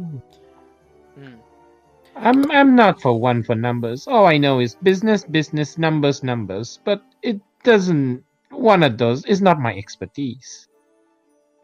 My expertise, however, is more into brewing and making a lot of good drink. Understood. And food. And I have no issues with that at all. This is as much your home as mine. Thank you. Whatever you all intend on doing, I was hoping to get permission to run a small schoolhouse here. There are some children down at the hall that require some extracurricular learning, and would like to use one of your rooms to accommodate that. Well, technically, there is a spare room. And If we I'm gonna just be baking. go ahead. What was? That's all. She just sort of cuts in. She actually did just like cut out Punk. She was just like absent-mindedly just walks in and says that yeah, she's gonna be baking. Okay. In that case, then I shall use that as payment for the exorcism, so long as I can help these children out. So, if you are going to be using that room, it is my recommendation that you use the bedroom adjacent to it as your own. Keep things simple that way. Definitely. I will also help with advertising for your brewery. That is actually something that is required, and that's not just a flavor thing. That will actually have some significance in this situation. So he does have some value, and if it is down to that, so that is a key skill he can provide. Also, I don't think we've completely ironed out the rooming situation yet. You have not. Now is a good time. I myself have claimed the master bedroom. Let's organize. Let's drag tokens. I claim the master bedroom / bath. Don't forget You're the drawing there. tools. You know, if there's a token of an item you want me to involve, like a arcanic kind of glyph ward or something like that. If you guys want to like draw on your own daggers in the walls, you know, that's fine. This is your place. Make it yours. I know you had said you wanted the basement for your own stuff, but I don't think you had meant you wanted to live down there. It does suit a kobold's heritage, honestly. Sunlight sensitivity and all that. I mean, you could easily convert the wine cellar part over to like a bedroom and use the rest for the brewery, if that's what you wanted. That's probably what, most likely that's what Punk gonna do. If you're being efficient because you're small, you could make a small, like, kind of bed that's got chains to it that hangs off against the side of a wall. Kind of like a prison bed setup, but hear me out. You get that folded up here. You could have barrels underneath the bed. You're a small Punk, so you can definitely have wine and ale all beside you. Actually, good. Quick questions. Do denims exist in Forgotten Rhyme? Yes, demons and devils definitely exist. No, not demon. Like denim. Denim. Oh, thank you, denim. Because I would like to make a hammock out of demons and use it as my bed. How does denim get made? Intricately woven type Cloth. of cloth? Cotton. Yeah. The style isn't there, but it's not impossible to make it, so yes. Okay. Yeah, a denim hammock. Sure. Yeah, you can. Denim has existed for a while, according to the power of Google. Very well. If it's a Waterdeep. Yeah, Waterdeep. If there was a place, denim would be known, used, and bartered as a trade good. Waterdeep would be it. And I would allow some denim, but that's just a pipe dream at the moment. You gotta get materials. You gotta get sorted on what you need, where to buy it, and to actually buy it. You also have to remember this place still smells of vinegar as it is lined all across the floor in a dark brown murky puddle. So you gotta get this place cleaned up. Now then, Razeth could claim the attic bedroom, and this is...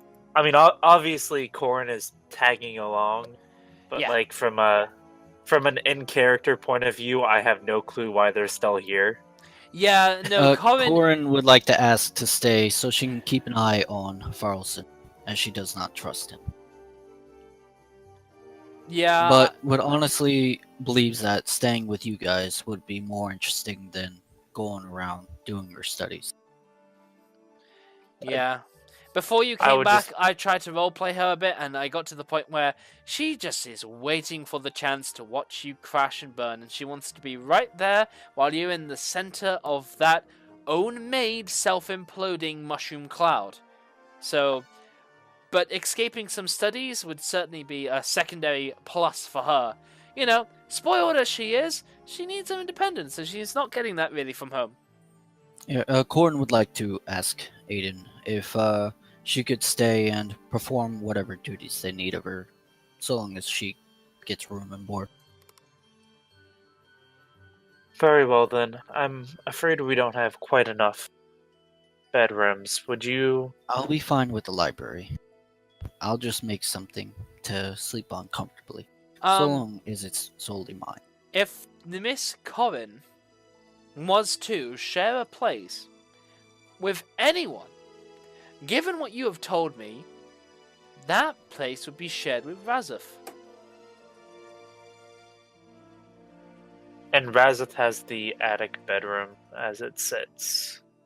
She could convert the attic storage into a bedroom if you so wanted. You can convert any room. She could. I would be fine with that. See? Considering, as it is, we don't really need it, because with what's planned for here, everything is going to be in the ale cellar for the most part. See? Although maybe you do need sacks of flour for your baking and whatnot. Well, that's the pantry, which is next to the kitchen. Ah, you True. see? You got it. You got the things ready. Ah! You see what I'm saying, man? You got all this stuff to plan out, to assign. All this room you can find. Things to assign. Places to buy your products. Ah! So much to take care of, you know? And you gotta get a list together. But keep going. Keep going. Now, keep in mind, you have several plans in the work. You have a schoolhouse you want to do. Maybe a little school room. You want to be a bakery and you want to be an ale place. And you want to live here. And you've got to find rooms to put all these in. And you've got to advertise. And you've got to make sure you have something here to work with. Now, you can hire hirelings, but you're going to have to start earning some coin first off your own backs before you get this place up and running in a stable motion. The first order of business is to get plumbing. Yes. Yes. This isn't even like a joking. This is in character. First order of business is plumbing. Now, in other places, this would be a joke. What is plumbing? In Waterdeep, only in Waterdeep, can you actually get plumbing. In Waterdeep, you can find connection to the sewers, which does mean opening up a route, and if you really want to spend the extra coin, you can get flowing fresh water here. It can be done. But to begin with that stage, you're going to have to talk to the Plumbers and Sellers Guild, unless you try to DIY it yourself, at which point you can risk how that turns out. Yeah, but that explains why the worst case scenario is that we end up having ooze coming out into our building. That's true. But yeah, it explains why the privy is on the 3rd floor, because if there wasn't plumbing, then why would they put the toilets on the 3rd floor? So exactly. The water can run down and go into outside. The sewer. The most magical part of Waterdeep is, that it has a sewer. Note, so little places can even claim to have a sewer as intricate as Waterdeep does. Partially intricate with all of its mausoleums, not unlike the major cities that we have today. So yes. Quick question. Go on. Is it possible to dig like this wall to make an extra space? That depends. Do you own this property? Well, he and I do. Punk and I. There you fucking go. You can. However, maybe some guild or some planning permission may not be happy if you start adding. You know what? No, this is realty investment. This is what people do when they own a home. They make it worth more by opening up. This is what leads to people making dungeons in their own private mansion. This is what it all starts as. Do you feel the dream here, people? The Waterdeep dream. Yeah. I Yes, can but- only but hope we either dig up into a Underdark or Hot Spring. Either What one will Yes, give that's us the just- money. What if you did find a hot spring? What if you could add that to your own estate? What if you were a children's boardroom, a bakery, a ale place, and an onsen all at once? I just don't Fuck. like the idea of a bunch of naked old people around children. Right Oh besides no, the wine. they're only going to be learning in the spare room. If we have it in, You if we mean have like the spring in the basement. I accidentally breaking the wall and there's a bunch of like naked people, old naked people like, Yeah, oh, we've been here for too long. hello, welcome. Please come down to our basement and get naked. Hmm. Fuck it. Let's just provide blackjack and hookers. Yeah, you can No. do that. You can do it if you want It's a to. suitable environment for children.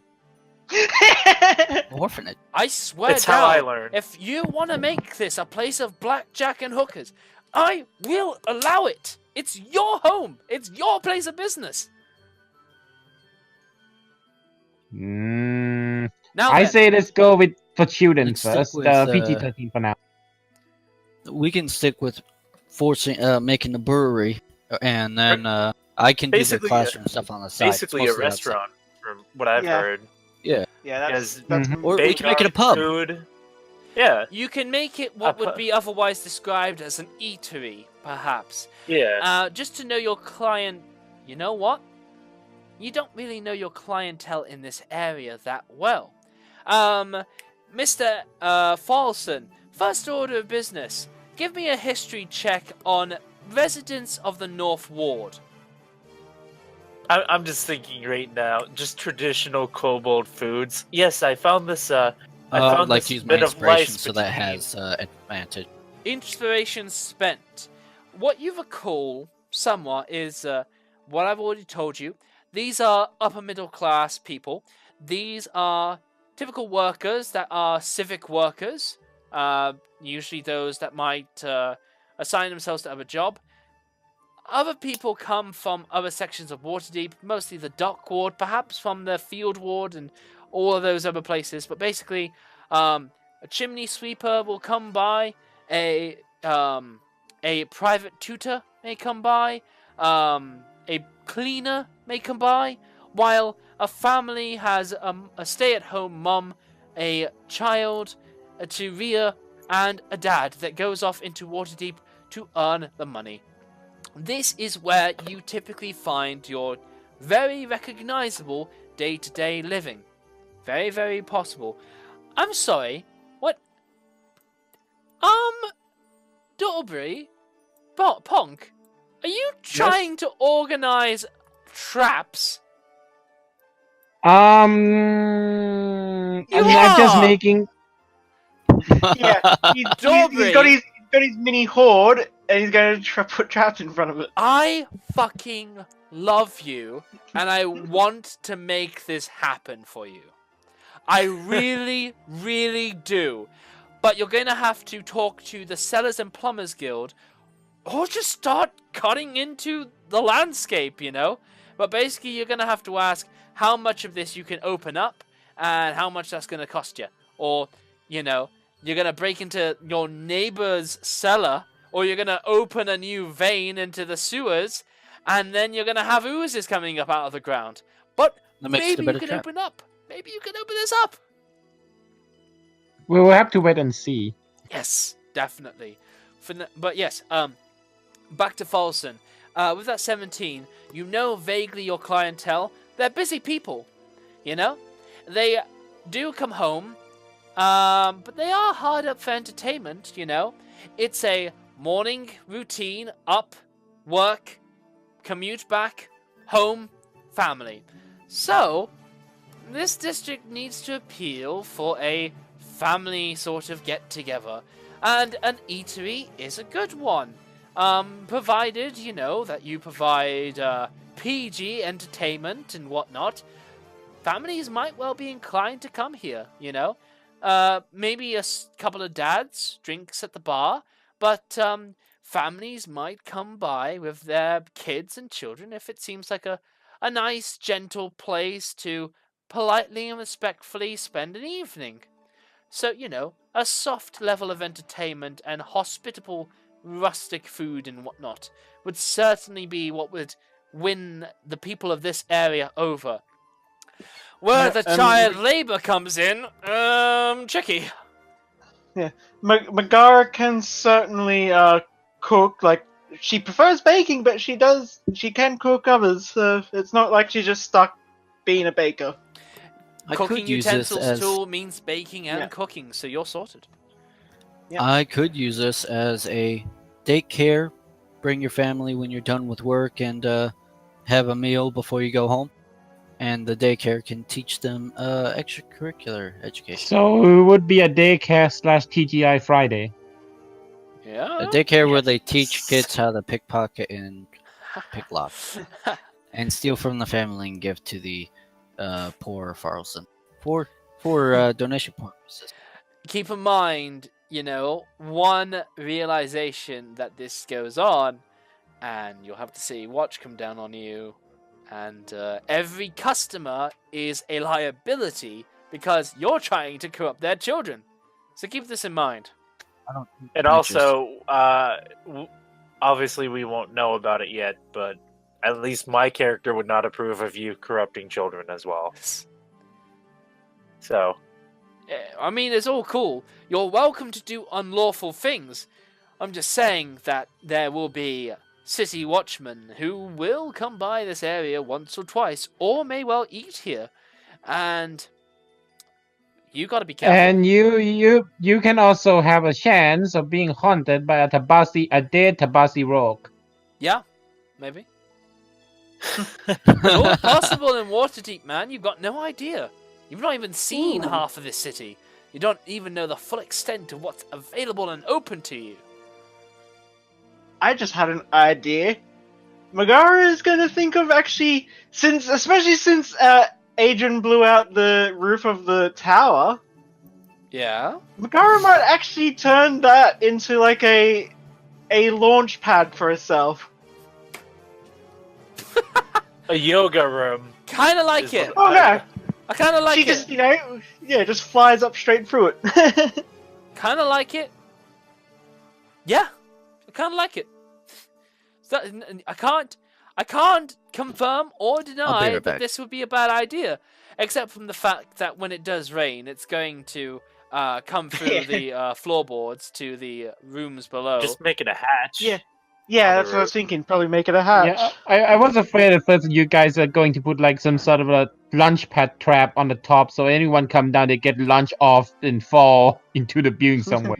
It might. Says the man trapping his room right now.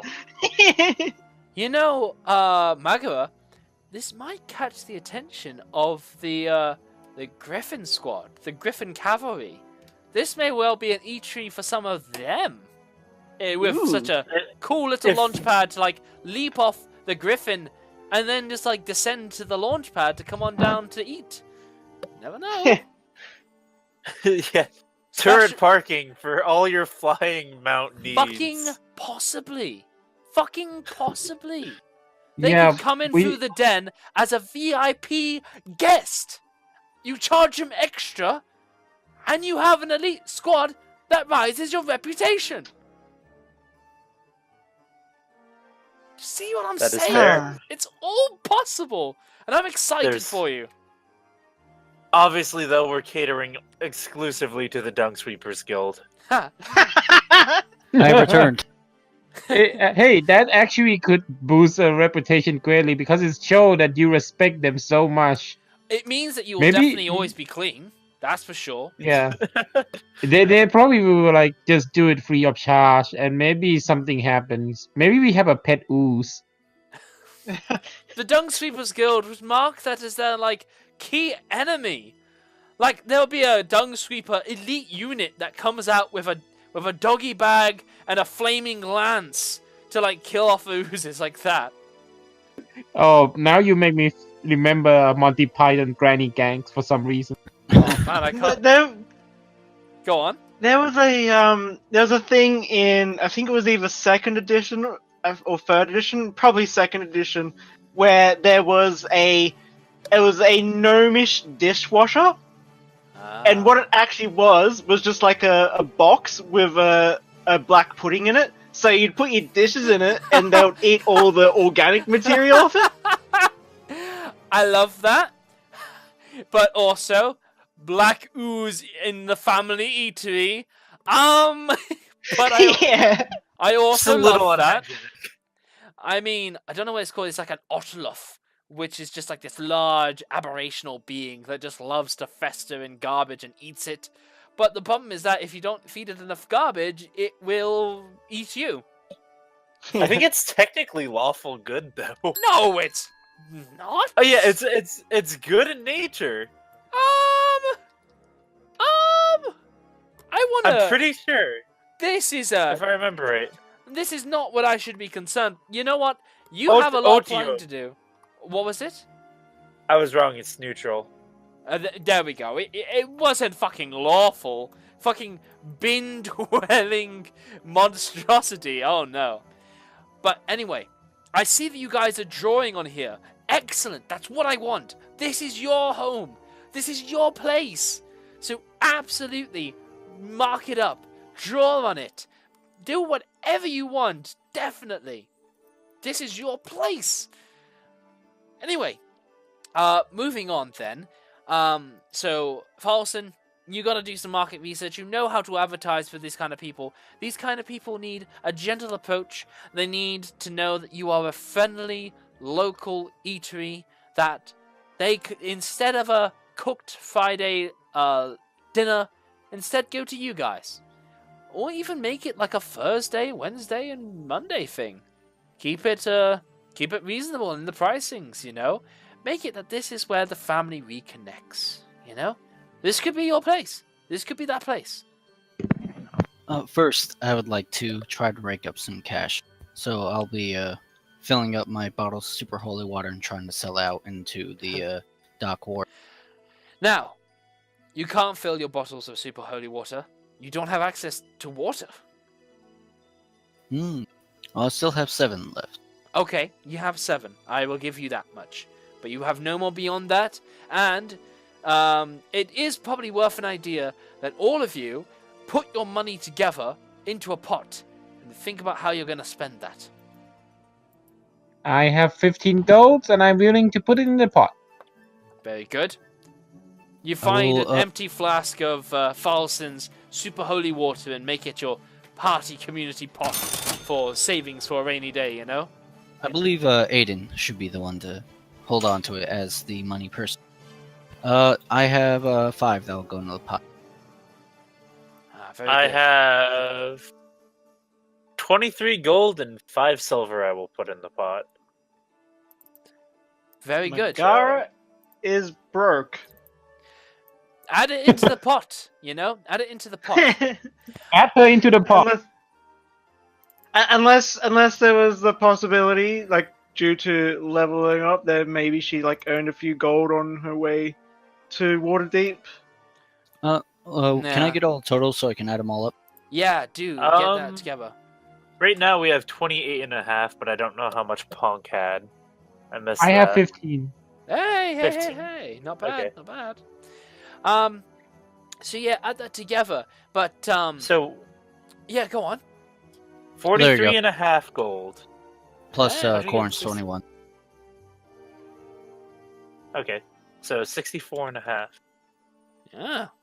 You can actually buy some supplies with that. We haven't accounted for Rezeth yet, though. Rezeth is controlled by Ponk. Ponk should be able to see his money, but I shall jump the gun here, and Rezeth has 15 gold pieces. So that makes a grand total of 79.5 gold. Yeah, you could do something with that. You would also have no money to your name, sink everything into this place, but you could do something with that.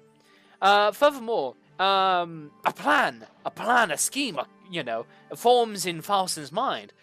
Remember, I mentioned that Haron's Day is approaching, and this is a day that commemorates the open lord that would pass by any of these places.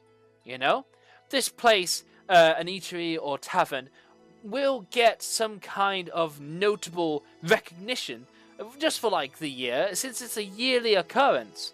But, any place that is like, hey, maybe we're the place the Open Lord comes this year, we're all set for their arrival, come and join us and see if you're some of the lucky few. Wow. You see the peasants as fuel for your demonic business. But, Falson, that seems like the good approach. Really mash this place up. Overhaul it best you can with some labor. Really try to put yourselves out for Angharon's Day. And, Harion's Day. Oh, man, I need to get the name right. But get yourself all prepped and ready for this guy, or this open lord, to come by, maybe to your place. It's a good chance to start trying to put your tavern or your eatery's best foot forward. That is like a good goal to aim for, if you can get everything assembled before then. Clearly, we just need to host Fight Club on the turret peak, so everyone can see. God damn. Alright, so first I'd like to rack up some money to fix up the place. Well, you see the pot there. It's just a matter of if the owners trust you with it. I will try to make more money with the selling super holy Actually, water. can I withdraw 5 gold? I forgot I have guild's membership background. I need just like 5 gold for at least next month. That I have is no actually, issue with that. That's a very, very good point, Ponk. You have made the initial cost of this cheaper with that all set up.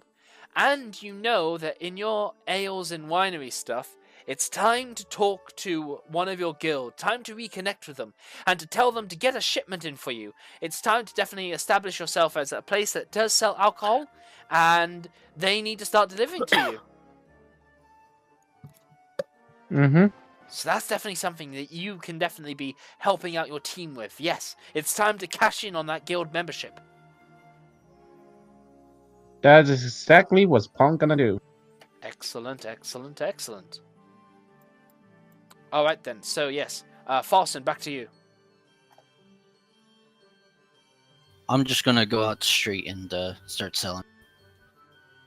Now, I'd like to ask, I am going to get the map out. Now, this may seem convoluted, this may seem over the top, but I want you to tell me where, right to the street name, you want to sell. This may seem over the top, but every street is special in Waterdeep.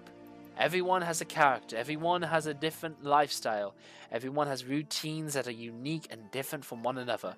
And I'd like to know where you want to start your selling from. Let's see. I'm trying to find where the market was. Yeah, there it is. I would like to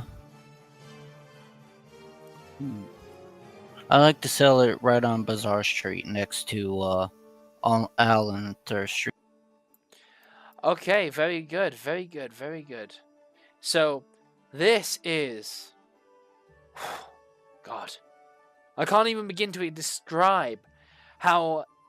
Well, the main market square with nothing but cramped, crowded, bustling, multicolored, diverse people of not just the material plane, but of many planes. Extra planar creatures and plane-touched creatures all are traversing this 0.4 mile place. I did a walk between my 2 stations in Birmingham today, and it was about this distance. and it accounted for a lot of buildings, and for a lot of stalls that could be mixed into between them. There was room there for a church and its nearby graveyard and gardens. There was room for a huge driveway and bridge. There was room for several other streets that you can see above and beneath this market. And so to put that into scale for you, this huge, bigger than a football field, kind of marketplace is all set aside for trade, for commerce, for loud noises, for people far and wide, foreign and local, to trade in everything. Everything can be found here. You are one of the many people, not maybe some that are specifically going for holy water, but God knows there are people here that are selling relics of religious importance. People here who are selling fake relics of religious importance. People that are selling religious important items that are no longer relevant because the god is destroyed and dead. I have a secret. Oh my god. I've got a way to get past all this noise and rabble. The fake salesman. First, I will acquire a box, toss it aside on my way to the market. I'll stand on it, and I shall cast Augmonty to make my voice loud. You are not the first to think of this. There is several others who are all trying to boost themselves. In Waterdeep, you gotta bring your fucking A game.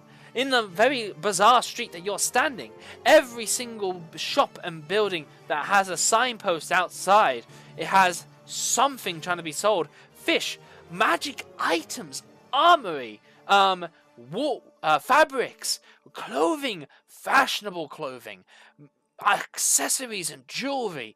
They all have signs that are definitely very posted, signs that have a recognizable brand and you have definitely seen on other nobles and whatnot. And what you have done is you've just grabbed whatever emptied out cart or box that has come from somebody's cart who was in such a hurry to bring another cart in with fresh trade, that you've just grabbed that, and in the middle of this hustling, bustling high street. Now, I don't know what cities you guys are familiar with, but consider your capital, and consider your high street. This is the high street, and Mr. Farlson, you stand on the box like a homeless man, though relatively clean, looking like a holy man indeed. You cast Thaumaturgy to begin what you know is otherwise a difficult, hard sell. It otherwise could be said that people on a bazaar street are well accustomed to sell sorts and people that don't mean what they say. So I will cut to the chase and ask you to give me a difficult but not impossible performance or persuasion check. Alright, so Adrian has thought of a way to make money as well, through a possibly illicit manner. I would like to go down to Wind Street, and you know that game where you have the, 3 cups, and you put something under one of them, and the person guesses which they are? Ah, good old Davy Jones. Yes, I would like to do that. I don't know what it's called. But I would like... Maybe it's called Denmark. Liar's Dice. Yeah, Liar's Dice. A simple bet of bet 5 silver, win a gold if you guess it right. However, wait, no, yeah, you're thinking of cups. Yeah. However, I would like to use prestidigitation because it says I can make like a trinket to make the coin. Yeah. And it disappears after 6 seconds. Very good, very good. However, yeah, go on. But go on. I will not do that every time. I will sometimes put a regular gold coin under, so it's not completely obvious I'm scamming people, because some people will sometimes win. I like it. I do like it. Magic is not an unknown force in Waterdeep. Scam artists trying to get by with magic is not unknown to Waterdeep. So I like that you've included that you will let them win to feed them that false sense of, well, you won this time, my friend. Hey. Now, how do you intend to hide the verbal and semantic components of your prestidigitation? It's not so much that I'm hiding it, it's that even when I'm doing it normally, I'm still muttering under my breath and waving my fingers and whatnot. So it just kind of looks like I'm eccentric. It's just a constant thing. rather than Yeah. you know. I like that. I needed some kind of cell, and you gave it to me. Firstly, I shall deal with Farlson, and I'll go to you. And I thank you for telling me a street. I thought I've seen Wim Street. Whereabouts is it? You see the star with the God Catcher? It's like right above that. Haha, you're using landmarks! Excellent! Yes, I see it. So what you have is a nice little tucked away alleyway in the Sea Ward. So yeah, this is actually a nice royal blue place. Just a little bit more north of the market, where some of the marketeers, some fanciful women are definitely passing by this way. Definitely noble, esteemed, would-be ladies yet to be married off to some other wealthy bureaucrat of some kind. These gals that are enjoying a bright autumn day, they definitely wander down this pretty street that you are definitely capturing the sun. You're not in a shady alleyway. I will mention that I the have my tiles... parasol above me to block out the sun. Oh. My ashy parasol I bought from the Sverfneblin. Very good, very good. You add to even more of your eccentricity. Very good, very good. I will mention that there is some very lovely blue tiles that line the floors here of this dock ward. Yes, there's an alleyway over here. Yes, actually, yes. On this alleyway where these blue tiles lead, these blue tiles seem to lead underneath, like as a section, as a bridge, as like a splinter off from the street. There is this alleyway that leads off to shadows beneath some higher raised houses. But we'll deal with that later. Firstly, I've got a message from you. Never mind. I'll get to that later. Now, back to you, Farlson. Yes, so... do you want to take a 12, or do you want somebody to... Do you want to beg someone for inspiration?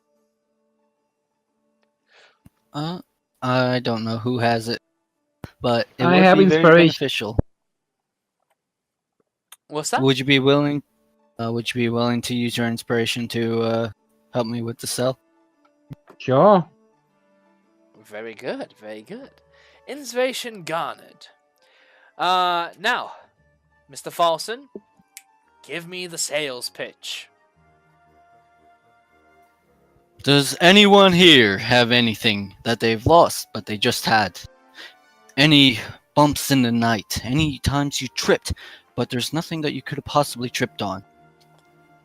You are not alone. There are many people. This isn't you. You are not to blame. You're awesome. It's the ghost. Loved ones past, people scorned, gone, that are haunting you from the afterlife. There aren't many ways to get rid of them.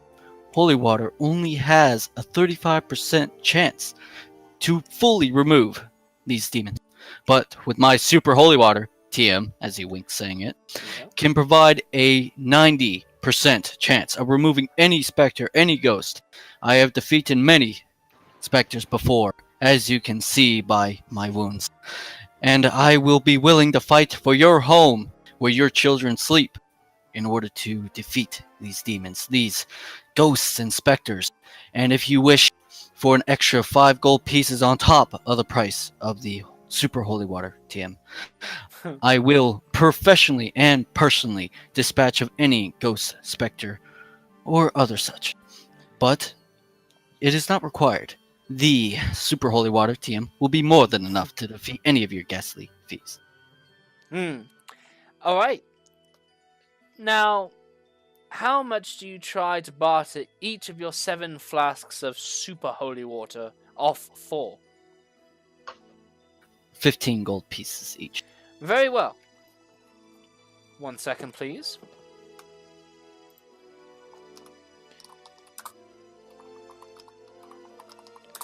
Bibbidi boop. Boop boop. Yeah, that plus that. Alright. Oh, come on. I almost had it. But yes, you have garnered the attention of a few people. Certainly some have decided to listen to you. your recent cleanup definitely has made you look and sound kind of legit, you know. Definitely the necroticness that's lingering with you gives you an air of experience that certainly helps you with the sell.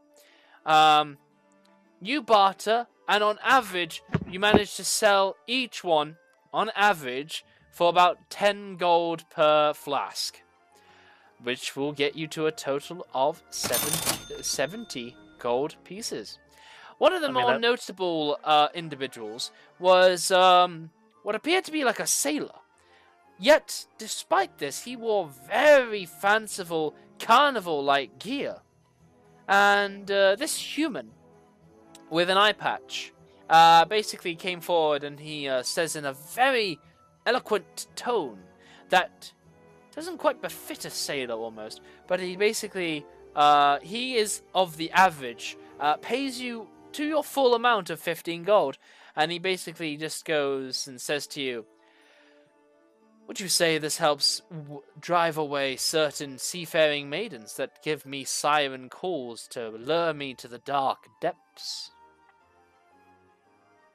Are these spectral maidens? Oh, we've yet to see them, but I presume they are. Their ghostly wails that keep me up in the middle of the night certainly do give me pause and ruin my sleep. This does sound like a more extreme case than your average use. I believe it would require more than just one super holy water. As great as it is, I believe a professional exorcism is required in your case. Haha, is it really?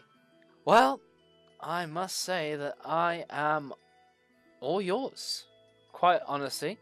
How many vials will it take? I do prefer my privacy. I couldn't invite you to my ship, but once the carnival is up and running, perhaps I'll get you a free ticket. But for now, I think I'm going to need 3 bottles. Yep, I think that's going to definitely be the case.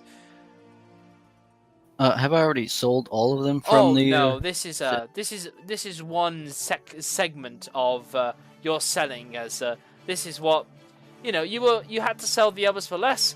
This is why you got to actually make more money.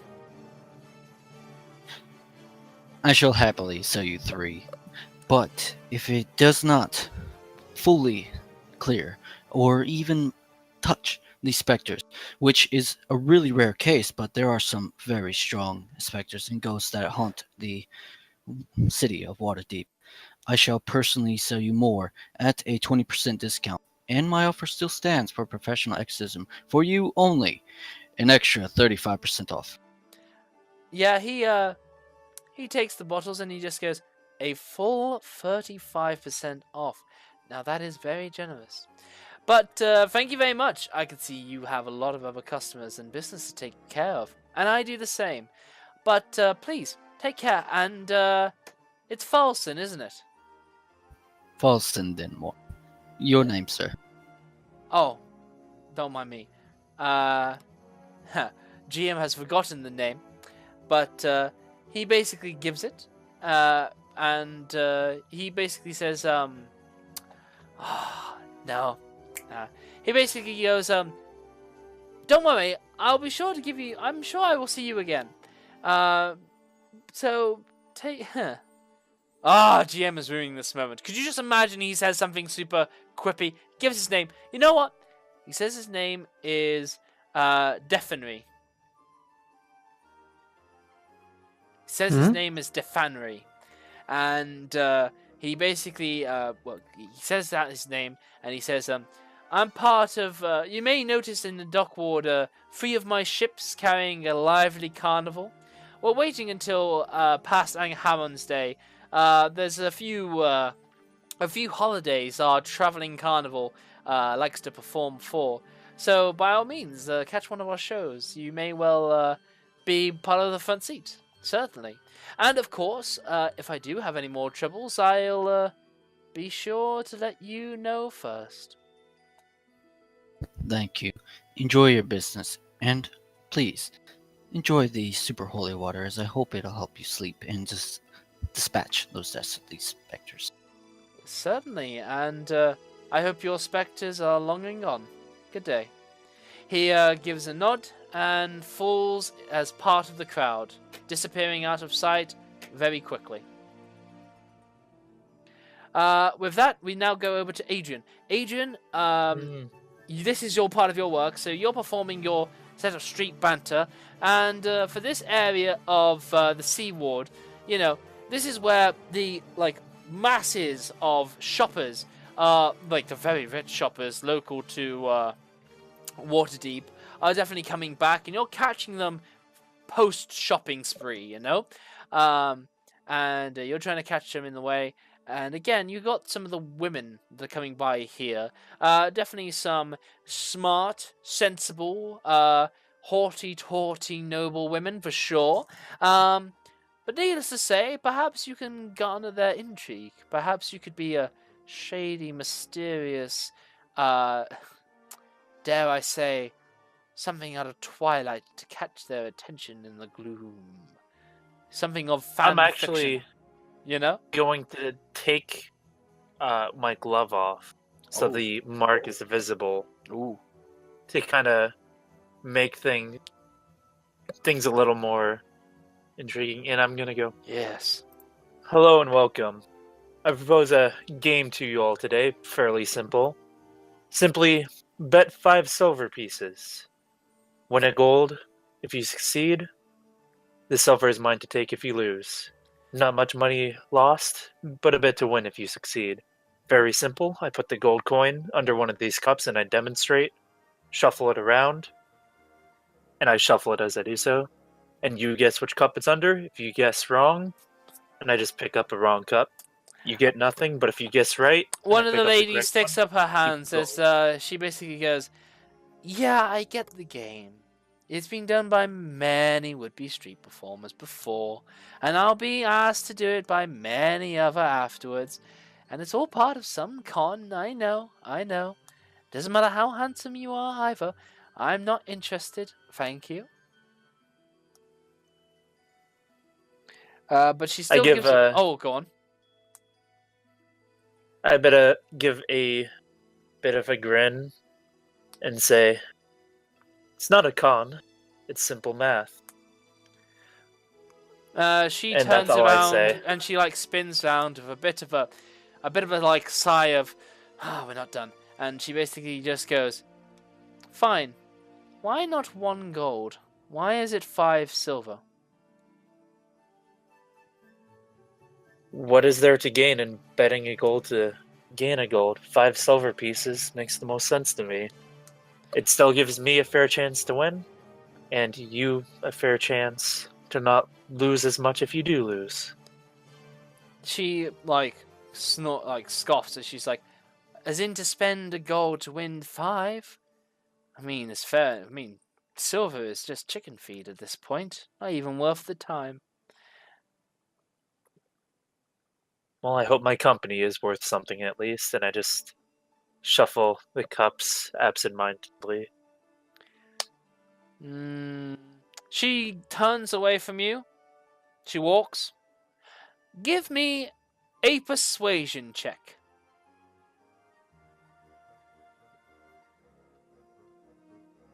Ooh. She walks Nobody off with has inspiration. No, all spent. She walks off uninterested by this would-be alley performer. You know, she's seen it all before. You lack the intrigue to her heart or her interest, but you can give me a performance check nonetheless. Overall, you make about 3 gold. You catch one guy. Net gain, baby. While Falston's making 70 gold, you know. You've got a chump change of 3. You had one guy who, was he was just a betting man. He could have just, have just thrown the money at you and that would have been fine, you know? But you made some chump change off him as he just found it as a fun endeavor just to be conned and he had the money to do it. But yeah, just a little bit of change. So with you two making money this way and doing your various duties these ways, Razif will consult a church or whatnot. You will call. Magua, what do you get up to? So, she is going to, she's going to do a bit of just sweeping of Troll Skull Manor, but she's going to be sweeping at the front. And she's going to be singing and doing a bit of a performance with it. Just, just like more, not so much for, like, it's more for her own entertainment. But, if people are... She'll have like like a bucket or whatever, just to, like, throw coins in. She's going to sort of be doing it as a bit of, like, advertisement while she's cleaning for Troll Skull Manor. That's cute, but never forget you are Hellspawn. Yes, but she also is a really good singer. I'm, hang on. I'm trying to find... And she's not Hellspawn. She does not have the infernal lineage. I mean, she's a tiefling. That Tieflings literally is by nature or hellspawn. Yes, you are. Or rather, technically, she is plain touched. Technically. Yes. And that touched is from hell. At least it's not Bill Cosby. I'm trying to find fucking classic Sleeping Beauty. That's what I want. Can't find it. Just basically like have some really cherubic classic Disney where you're brooming and you just like I don't have music that suits it, but just like la la la la la la la, just like full like bright-heartedly, yeah. Or like even better, because of her split personality kind of thing. It's like that scene from, I think it's Shrek 3. Oh god! Shrek 1. Oh god! This is a terrible start. But go on. It's I believe it's supposed to be Snow White. She's like singing, calling all the forest friends, and then it just goes into oh god. Oh wow, you're playing it fucking here. That's not it. That's not it where you explode a bird. But yeah, I know. When it goes into, come it does in a under bit the later. Ice and snow with a summer wind, winds and a hot wind blow. Oh my god. I'm just imagining, just watch, she rolls a 20. Some random people suddenly develop a Shrek fetish. Oh! See, the random shit I am saying is coming true. Just watching me that one. She rolls a 20, she gets fucking 20. My sarcastic, dumb predictions all just come true by nature. Alright, so yeah, you start out cherubically, like dancing around with your broom, and, all cherubic, and then you just go, just showing those pearly tiefling canine gnashes, while your tail begins to whip around and, start lashing out, as you now just start, you're not a dragonborn, but you like to wish that you had fire breath to purge and burn the wicked dust, and, you definitely, like, smack your broom into the woodwork as you open the place up. And, actually, from the place of, from the forge of your street, you actually do get some of your neighbors get interested. Remember the neighbors? You have neighbors. Yep. Now, the ones that actually are interested and like lured in is a pair of Genasi or Genasi, if you rather. Genasi. A fire and water genasi, 2 of them, males, come forward outside your house and basically just like begin bobbing their heads as they just basically are just like watching from the sides, kind of like, yeah, some midday entertainment. And basically the fire genocide just kind of like, yeah, and the water genocide is like, oh, she has a beautiful song, a beautiful voice. And they're just basically rocking out to you, essentially. Yep. So, like, when she has like she stops for a moment, to take a breath, or to When the song finishes, yeah, she basically then says it's like, she tells them it's like, if you enjoyed that, we will soon be having a grand opening at Troll Skull Manor. Once we've gotten everything all sorted out, we are opening up an eatery here, and I will perhaps perform even more. the fire genocide, the guy on the left, wearing what is clearly a smithing outfit and practically walking with the soot of the forge right beside him, basically just claps his hand and goes, oh yeah, I like the sound of that. Avi, come on. We wanted to get to know the neighbors, right? And this water genocide basically says, I wanted to get to know the neighbors. You were quite happy as you were, and before you discovered the singing talent of the friend here. And he just went, the hell are you on about? I wanted to get to know them from the start. Listen, Embic, at your service. The fire genasi comes forward and looks to shake your hand. Yep, she extends her hand out. It's a firm clasp, and he shakes it firmly, and it's a fucking strong grip. It's the grip of an iron worker. So he practically bends horseshoes while midway in the forge. Being a fire genasi probably does that shit from time to time. And the water genocide comes forward and basically just goes and more politely goes and shakes your hand softly, and he actually goes to turn it around and kisses the back of it with proper dignitaries as he does say, Avi, pleasure to meet you. And yeah, so she says, and Megara. And the two basically fall in step beside one another, and he basically goes and checks up with like a, wait a second, did I leave that broadsword in the forge? And Avi goes, yes, you did. I took it out and then I put it into the waters to cool it off. You're welcome. And he just basically scuffles the water genocide's head as he does so, and he gives him a kiss on the cheek before turning back to you, and basically goes, so where can we expect this place opened up? And are you serving steak? I need some steak in my life.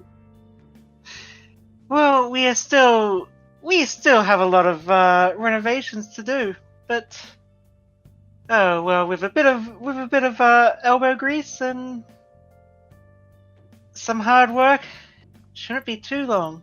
Do you need anything sorted for yourself? The fire genocide goes on to say.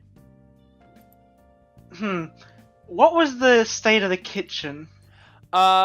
Disrepair, to say the least. So, there is a there was a chimney that was where you found your ghost. Completely lined with soot. Definitely needs a chimney sweep Tom to come clear it out. And the oven itself, you don't know how bad of disrepair it could be, but it's going to be lined with some amounts of ash. It could definitely even have as much as like a, well, you don't know when its own heat, an explosive all-night heat, might just break it. You know, it may just cause some cracks. It's maybe of a fragile state, but it could be reforged and hardened, and it could use a touch-up job just to be on the safe side. Yeah. So yeah, she'll mention that. She's like, oh well, the oven needs a bit of work. Oh, we'd be glad to sort that out for you, wouldn't we, Avi? And the water genocide basically looks up with a rolling of the eyes and goes, it's heavier to move than you think.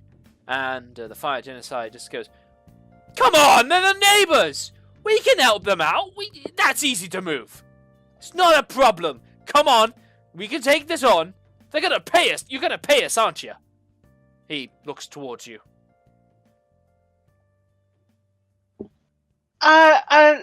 Unfortunately, when it comes to payments, that will have to be handled through the manager of this place. So perhaps if we wait for him, well, maybe if we Sorry, stop what are by you saying? You're saying you can't pay us? Oh, that's what's good, Avi. That's what's great. You come to meet a neighbor, offer to do a service, and they aren't even gonna pay you. I can't believe this bullshit. I'm out of this fucking dung heap. And he comes stomping off, while the water genocide is like still standing there, like arms crossed, and they basically wave their hand towards you with a smile as they go. He doesn't wait long to hear the full context of things. Don't let that be put off. He will love to help you out. And of course, we will obviously take payment from a manager. He is he's a very impatient man. He's very impatient, but I promise he does mean well. He's just prone to fits like these. You gotta understand. Very well. When the manager of the place returns, I will discuss it with him. Of course. Yeah, we would love to serve you. And again, I'm sorry about that. He's just prone to outbursts like that. It really is just part and parcel of what goes on with him. But I love him, so it's all good. Anyway, with that, he basically just goes, anyway, welcome to the neighborhood. I mean it. And he goes off and joins him back indoors. Anyway, well done. You met another set of neighbors. Huzzah! Huzzah! Maybe you'll meet the whole fucking square, which I'm still waiting for you to do. Alright. Corn would like to go and commission a banner saying opening soon. Corn? Corn. You say the word corn. I have no idea. No, Corn, the Dragonborn. Corin! Stop talking about corn. I'm hungry. Yeah, I mean, I could do with a nibble. Only 9 more minutes to go, gentlemen. Hang in there. So, yeah, Corin, what's she up to? She would like to find somebody to commission a opening soon banner. I'm pretty sure there's a painters and other artsy guild. Those would definitely have very artistic sorts to take the work forward to. And again, Corin will make her way over to Market Square, and within a couple of minutes, she finds what do you call it? A impressionist, an expressionist, a guy who exaggerates your features whenever you go on Spanish holidays. Cartoonist. A cartoonist, sure. He's currently drawing people with these very wavy bits of hair that goes over the eyes, and yet he still draws the eyebrows on these like really big-eyed creatures of humanoid shapes. He also draws like them with like very tiny, almost flat faces, almost. But still, he focuses a lot with the eyes and makes them all look very pretty, as well as he does with the hair. Outside that, they just look like huge potato heads, quite honestly. I was hoping for something a little more professional. The artist turns around and goes, well, somebody is not up to speed with far-off Milan art. Whew. Can you not see the level of artistic genius that this Faerun continent has yet to see? Do you want to know what they call it over there? Sure, I would like to know. Well, you better learn the name because it's going to catch on quick. I promise you. Once people realize the potential, then they see the charm, manga's gonna be everywhere. You better believe it. You know what? I believe our tavern shall be a future in the industry, and a new art style would be the greatest way to show that. Would you be willing to make a banner for us? We will pay in gold, but it will be a great amount of exposure. This guy basically thinks about it and goes, I've had a lot of would-be long-term acquaintances offer me exposure, but Primarily, we will pay in dragons. The exposure is only an additional benefit. he thinks it over first. He's just like, I need to buy food. Still. To think I'd sell out so easily. How many oh, well, I won't do this for less than 50 dragons. How much was it? 50, he says. I mean, and he's just saying, the price of my brush is not cheap when I could be drawing the beauty of manga. If I'm not being fucking clear, he's drawing anime. Yeah, that's what I was assuming. Yeah. Just want that to sink in. I'd like to, trying to remember what I was saying. We would be really happy to hire you, but first I must consult the manager. He's the one who controls the money. Would I be able to find you here this time tomorrow? Yes, by all means. I'm waiting for my next great opportunity. I'm hoping to make my own published novel while I'm at it.